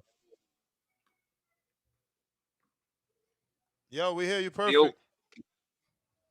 Perfect, man. Shout out to you for remembering that CP from about a week ago. And yeah, man, appreciate y'all staying on late. The only time I get to call in. Two-tone, I have to acknowledge that fucking Chile's nonsense you brought up about the Benavidez comparison. Who ducked a Benavidez and who actually fought a Benavidez. That was nasty. That was incredibly musty, bro. And two callers ago, or was it I think 2 callers ago, someone had an incredible take. I can basically agree with all of it. I do not think that Crawford can take Canelo's power, man. I just think we got to be logical here. I think we really got to be logical here. He never experienced that weight class. He's fighting the top of that weight class, another generational talent who is much stronger than him, has proven that. And we saw how he did against Madrimov. Like, we saw him move up against a strong guy, only one weight class above him, and now he's going to go up to fight a guy that is 3 weight classes above from where he was. And Canelo is not just strong, he's not just big, he's incredibly smart. I love both fighters. It's just, I think when we really think about the sport, in my opinion, it's an illogical matchup. But, it is what it is. It's going to happen. And I think my prediction is Crawford he's gonna be really smart and box a lot, but I think he's gonna get hurt in the middle rounds, and he's gonna slow down and get hurt more, and that's where Canelo will start to really take over the latter half of the fight. I could see Crawford going down and then it just being a clear decision towards Canelo. That's my prediction. Now, it's boxing, so I think anything's possible. Anything is possible. I just think that that is the logical take. That's the logical take. I know where Two Tone, the hater stands, the Hatrix stands. Uh, Ness, where do you actually stand on this, man? And please do not give me like, oh, I got to see the weigh in. Come on, man. Like, just give me your preliminary take right now. I gotta see the weigh-in, bro. God damn it, Ness. The Man, guy it's is cop moving out. up 2 divisions. How don't you Cop want to out. see how he looks? Isn't that Man, Ness. important? Is he Dude, I chew? feel like Is in is all he my calls, I chewing get so gum? frustrated with you, bro. You're doing this, and then I was doing some hitting some playbacks recently. And you were just out of nowhere hating on Inouye, bro. God damn it, Ness. What? I don't understand, bro. All right, well, Ness, I have a feeling that you're reserving your answer, but really you feel how I feel at the moment. I get that sense. All right, shout out to you guys. Shout out to you guys. All right.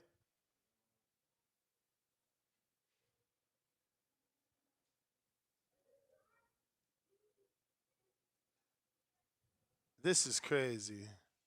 Damn, Remy Ma said Clarissa's Papoose come up. Yeah, I mean that's what I said. She hating. You could tell she bitter.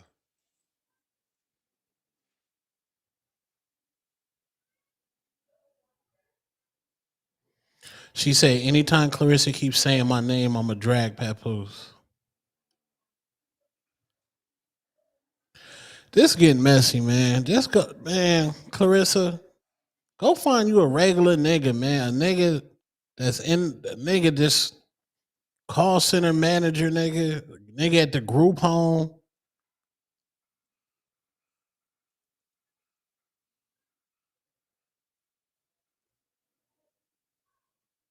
I don't know. You obsessed with Clarissa. I thought it was hate, but it's starting to be obsession, which is weird because you ain't watched the movie.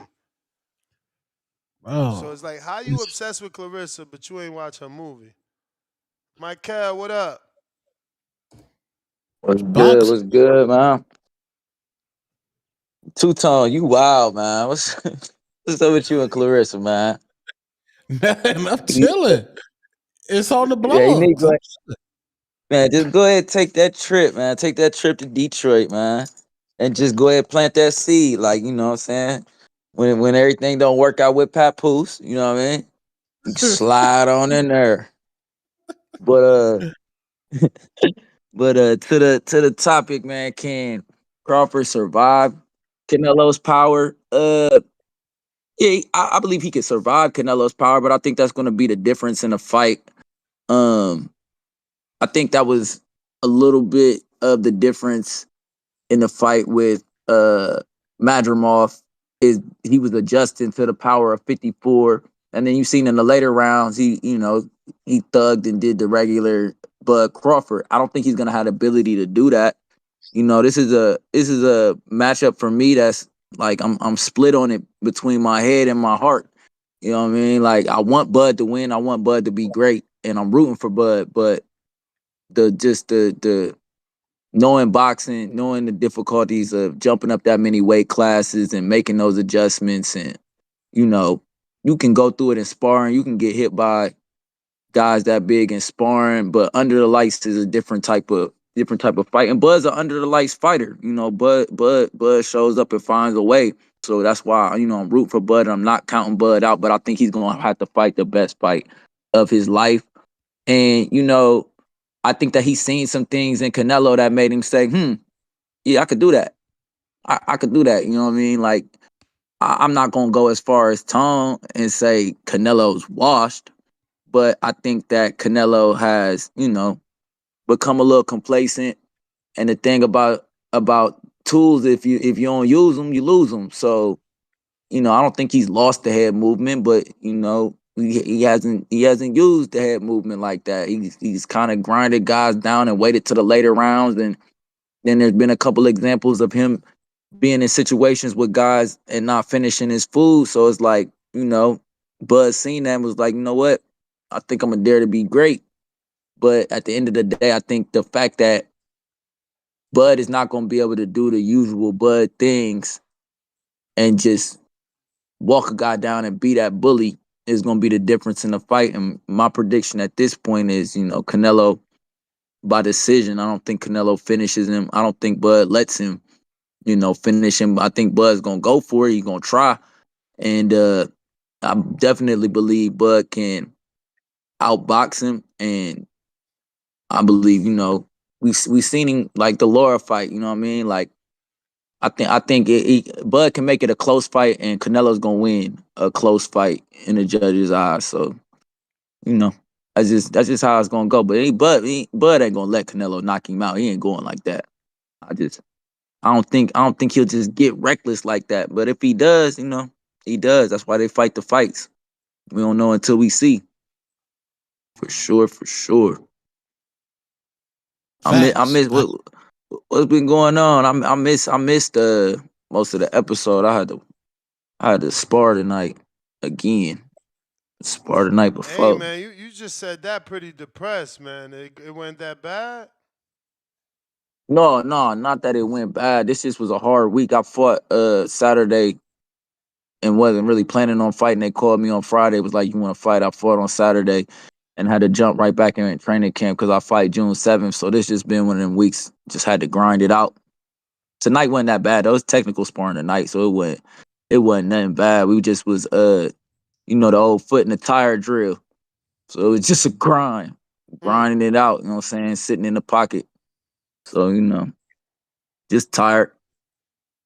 Recharge the batteries this weekend. I might get some sparring in tomorrow too, and then recharge the battery Saturday and Sunday, and then spar 3 times again next week, and then go fight Saturday after that, June 7th. So it's just a grind, boxing a grind. I'm fighting every 2 to 3 weeks, so Damn, boxing a and you grind, fighting man. in Border Wars?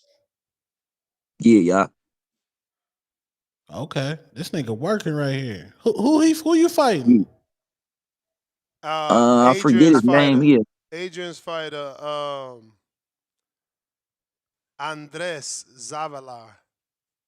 Yes, And sir. what Yes, weight? sir. Andrea, young 19-year-old man. Damn, what weight y'all fighting at? So I got to get ready to give him that work. You got to I'm start telling you, it's moving gonna be that fight of the head. You night. got to move that head. You was trying to I walk know. that last opponent down. He was hitting you with some shit. Yeah, You yeah. was He wouldn't hit me with no outworked, shit like that man. though. That shit Shit. when he ain't had no pop like that. I mean, them was looking big. Man, listen, I should have edged that out for sure. We definitely thought I had to win in the bag, but head movement and making everything look cleaner is gonna definitely be better in the eyes of the judges for sure. So that's what I've been working. Head movement, working some techniques being bladed, not being so square. I've been working though for sure. I definitely just tried to thug him, tried to pull a bud. Tried to pull a bud, man. What you mean pull a But it ain't. bud? I just tried to start walking down. Like after I seen, like, man, this kid ain't got no pop, and he really just want to be a counter puncher. I just tried to be the more active fighter and edge it out that way. But I should have been a little bit more tactical, a little bit more patient, and move that head, like you said, for sure. That's what I've been working on though. I looked good yesterday, even though I was dead tired, but I was working. That's what's up, It's man. just all the grind. It's just all the grind. All these amateur fights is just, as long as I improve each fight and it gets better, you know what I'm saying? I get back to where I want to be. Everything gonna be everything. All right, champ. Let me get to these callers. AC, what up? Third.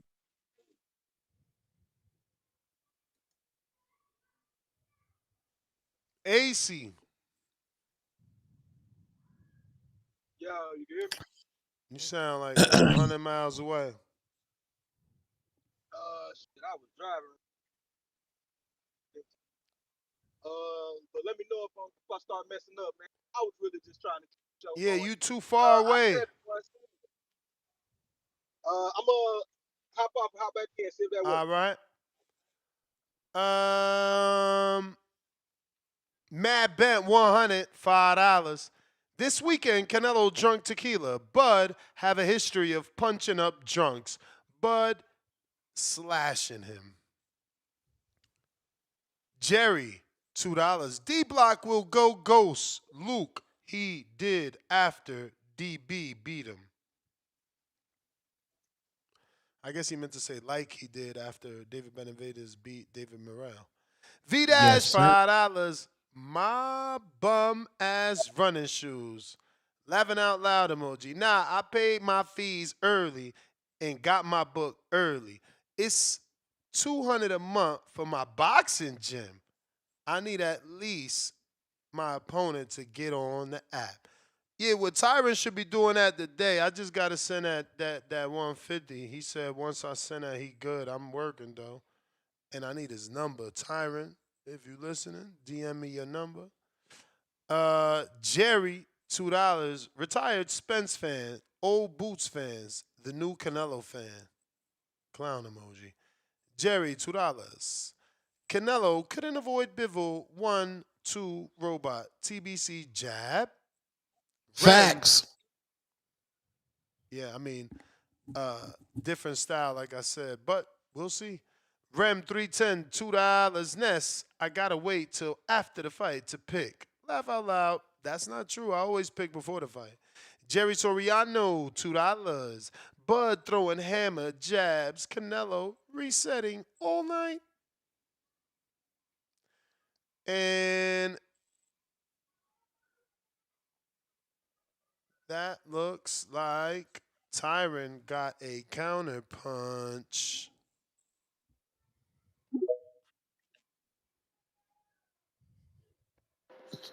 Yeah, Ness, I just Actually, DM'd you.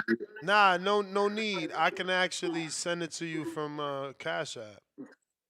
Yeah. That's what I was about to say. I just sent it over there to the Cash App to you.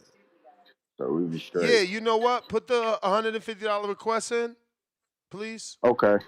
Yep. Yeah, I got you. I'll do that now, champ. All right. You the man. All right, appreciate Kenyo Taylor.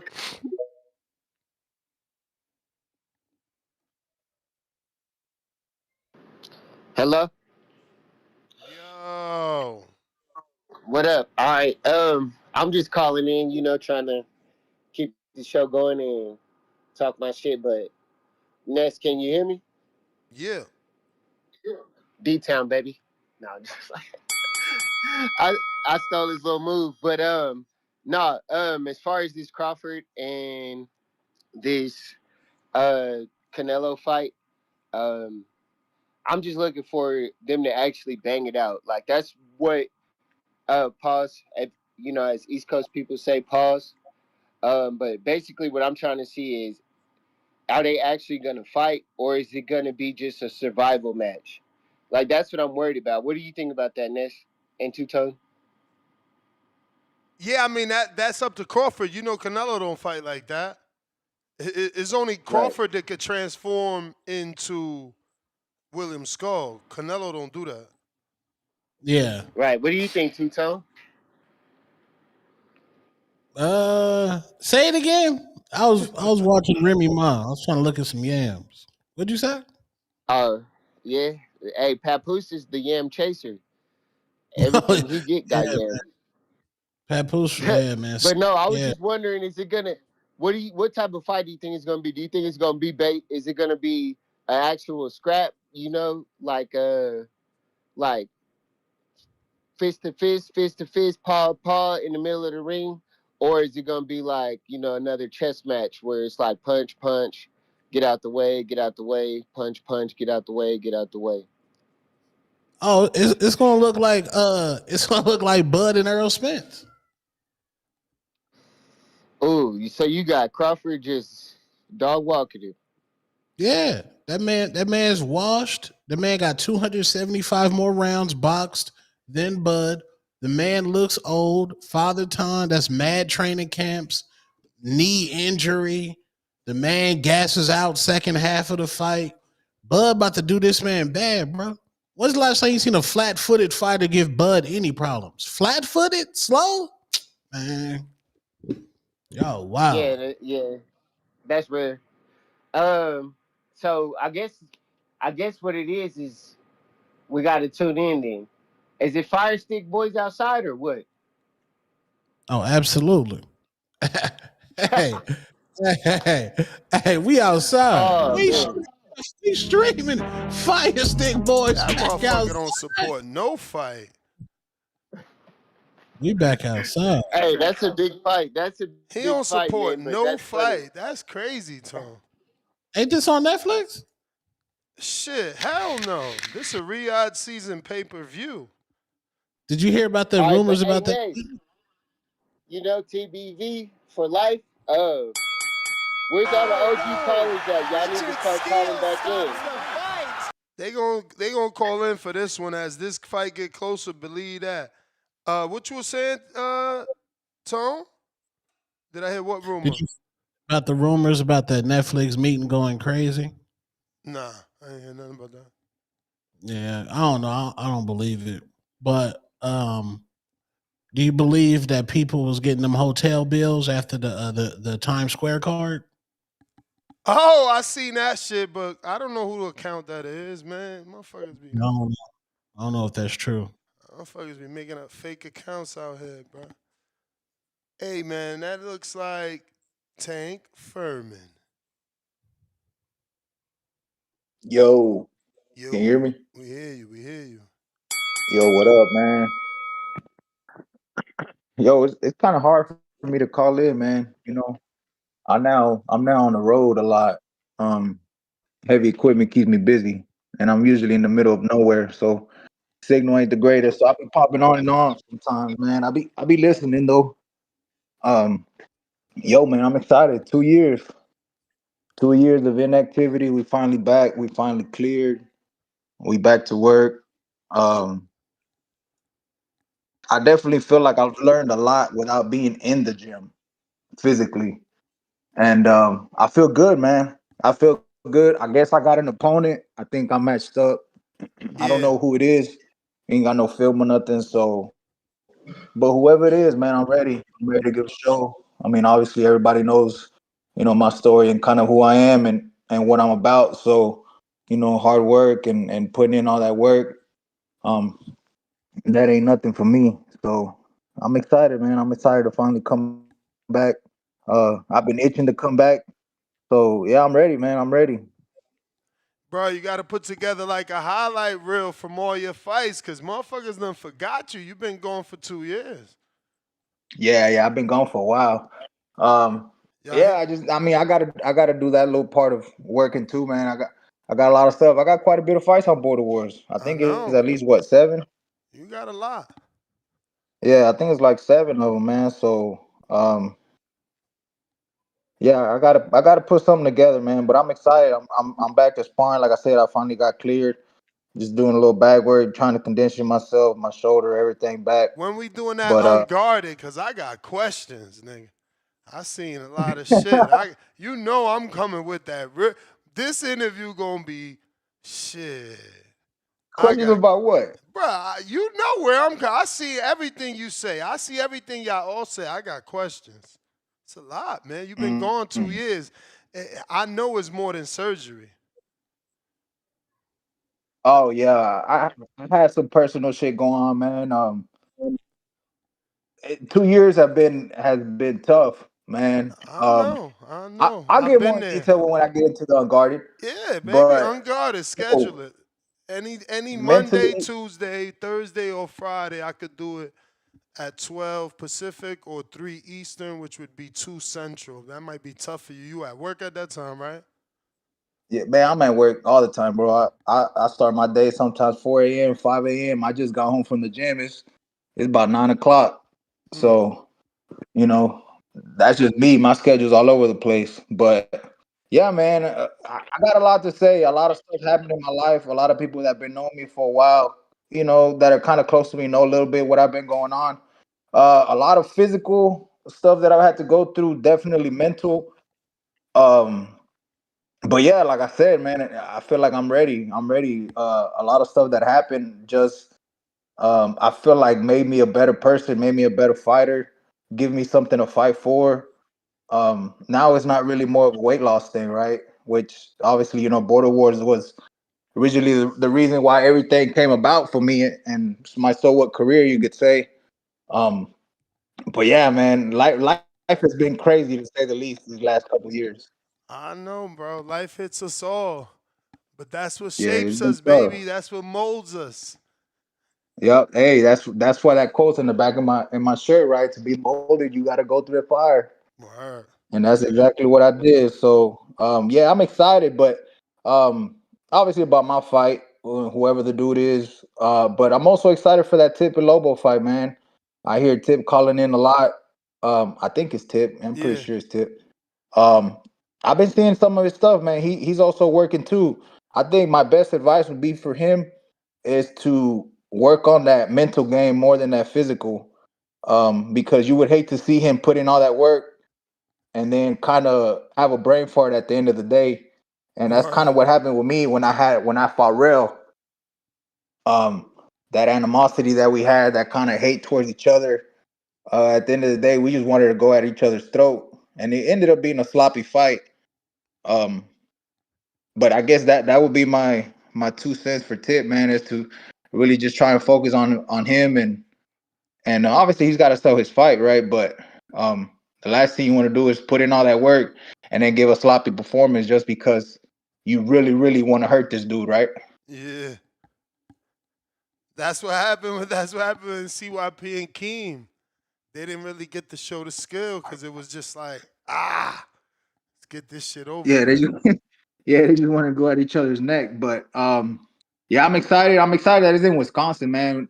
The show is gonna be great. I already know. I already been there before. Adrian's gonna do an amazing show. Well, everybody up there is gonna be great, and it's gonna be a good time, man. So I'm excited for it. Yeah, man. Me too. Can't wait. We like 72 days out. Yep. Gonna start working on cutting his weight a little bit, and get ready. Hopefully, I can get a little bit more sparring in. My schedule's changed a lot, but me, when it comes to fight, I'm gonna come to fight regardless. But I've grown a lot, like I said, so I'm not really too worried about it.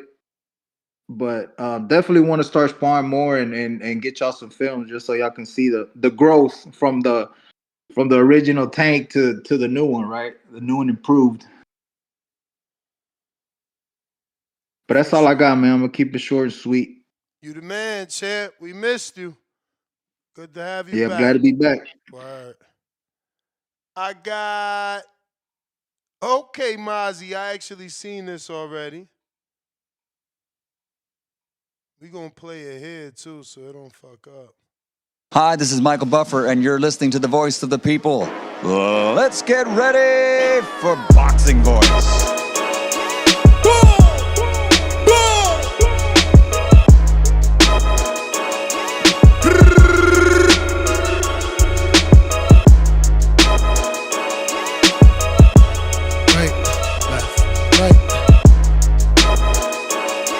Boxing voice.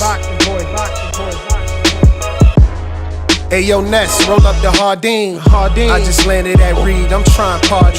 Shout out to I mean, we rollin' permanent marker. Be careful, this jab will stain you like a permanent marker. Size them up, then back them down. Vander Holyfield posture. All these other shows frauds, we the real, they imposters. We got like 2 phones lit, I'm on my 2-tone ish. Ness drop the line up, we got Bill Haney on the list. Whether it's X or Discord, hit the line, the floor is yours. You ain't feeling my opinion, we can meet at Border Wars. Throw you straight and I'ma slip. Throw my straight, you know it's lit. I take this rollie off my wrist and throw some gloves on this. I throw some gloves on this and turn the money made.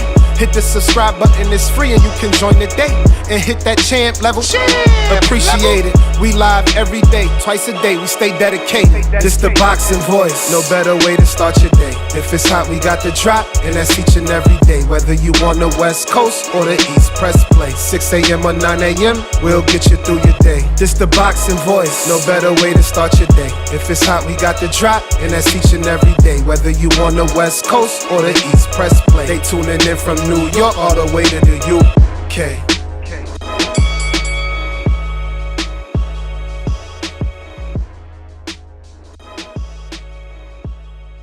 Let's go. Yo, he just asked for them ad libs yesterday. and already laid it down. That's what I'm talking about, bro. Listen, that's the Border Wars anthem. We still gonna let y'all try and submit charge, or if you want to gracefully bow out, cause you know he did his thing on it. I get it. We got pistol mod. We said we got to that. We got to that. One lump sum. If tip available, let him cook. He was cooking today and the other day with Bill. Bill tried to deflect though. Young dudes fighting like old Floyd. We got one lump sum back with another two. Fire Stick Boys ask for fights but don't pay. Back with another two. Fire Stick Boys complain about fights but don't pay. Luna Glider with a 2. This tough fire emoji. One lump sum back with another 5.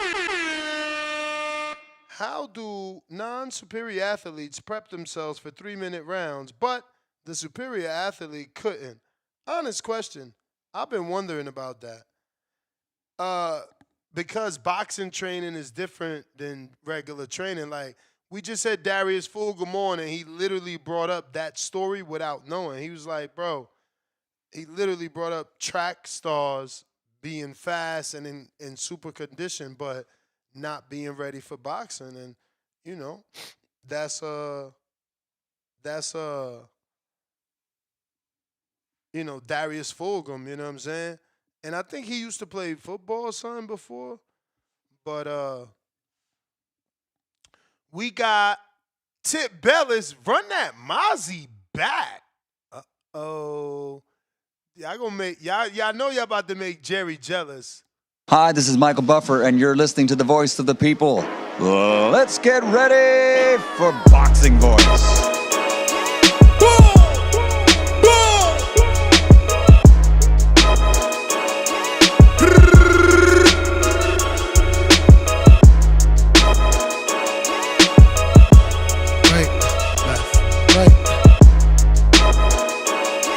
Boxing voice.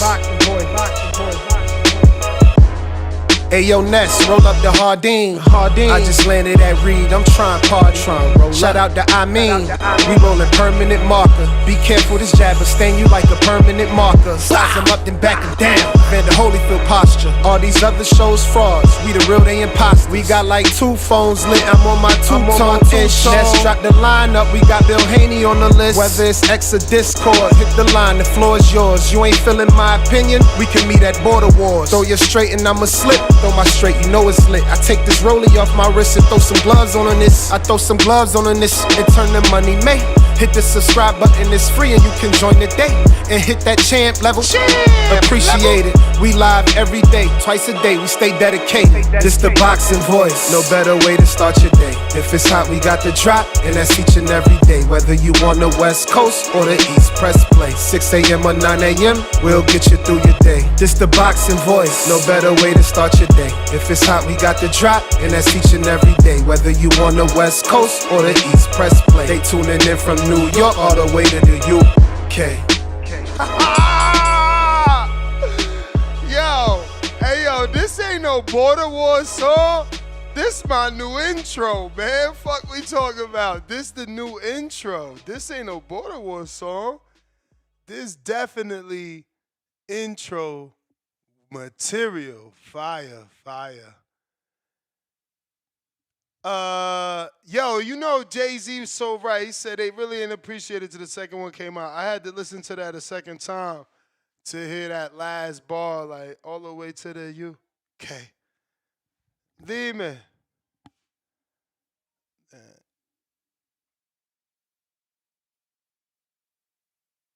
Yeah, that was fire.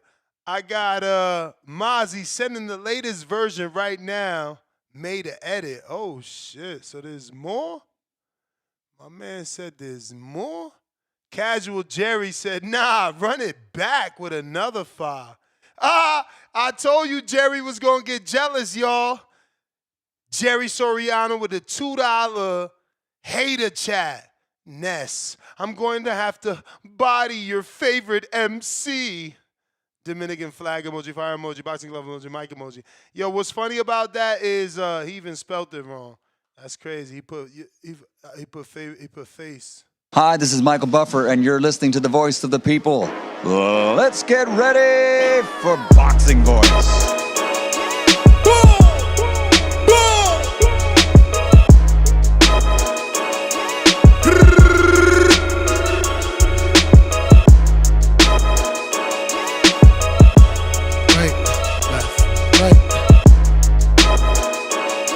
Boxing voice. Hey yo, Ness, roll up the Hardin. I just landed at Reed, I'm trying party. Shout out to I mean, we rollin' permanent marker. Be careful, this jabber stain you like a permanent marker. Size them up, then back them down. Van the Holyfield posture. All these other shows frauds, we the real, they imposters. We got like 2 phones lit, I'm on my 2-tone-ish. Ness drop the line up, we got Bill Haney on the list. Whether it's X or Discord, hit the line, the floor is yours. You ain't feeling my opinion, we can meet at Border Wars. Throw you straight and I'ma slip. Throw my straight, you know it's lit. I take this rollie off my wrist and throw some gloves on this. I throw some gloves on this and turn the money made. Hit the subscribe button, it's free and you can join the day. And hit that champ level. Appreciate it. We live every day, twice a day, we stay dedicated. This the boxing voice, no better way to start your day. If it's hot, we got the drop, and that's each and every day. Whether you on the West Coast or the East, press play. 6 a.m. or 9 a.m., we'll get you through your day. This the boxing voice, no better way to start your day. If it's hot, we got the drop, and that's each and every day. Whether you on the West Coast or the East, press play. They tuning in from New York all the way to the UK. Fire. I appreciate you, Mozzie. I appreciate you, man. That's definitely my new intro, man. Fueguillo. Jerry, we got Junior with the $2 super chat. He says, levels. Speaker on high volume emoji with the 3 fire emojis. We got the fat $10 super chat. Broadway Joel, de lo mío, que lo que. Yo, ¿qué es lo que dice Rohan? Tú viste que el mercado está hablando de él. Tú viste que están hablando de él. So One Lump Sum says, how can Devin KO a boxer but couldn't pack up that dude at the carnival? Jumped him and he ran the fade. Embarrassing. If fighting at the carnival is the culture, then laughing my ass off and leave my name out? All right. Okay, buddy. Okay, listen. Jerry back with another one. He says, time to eat baby food. Lord, Jerry, you competitive.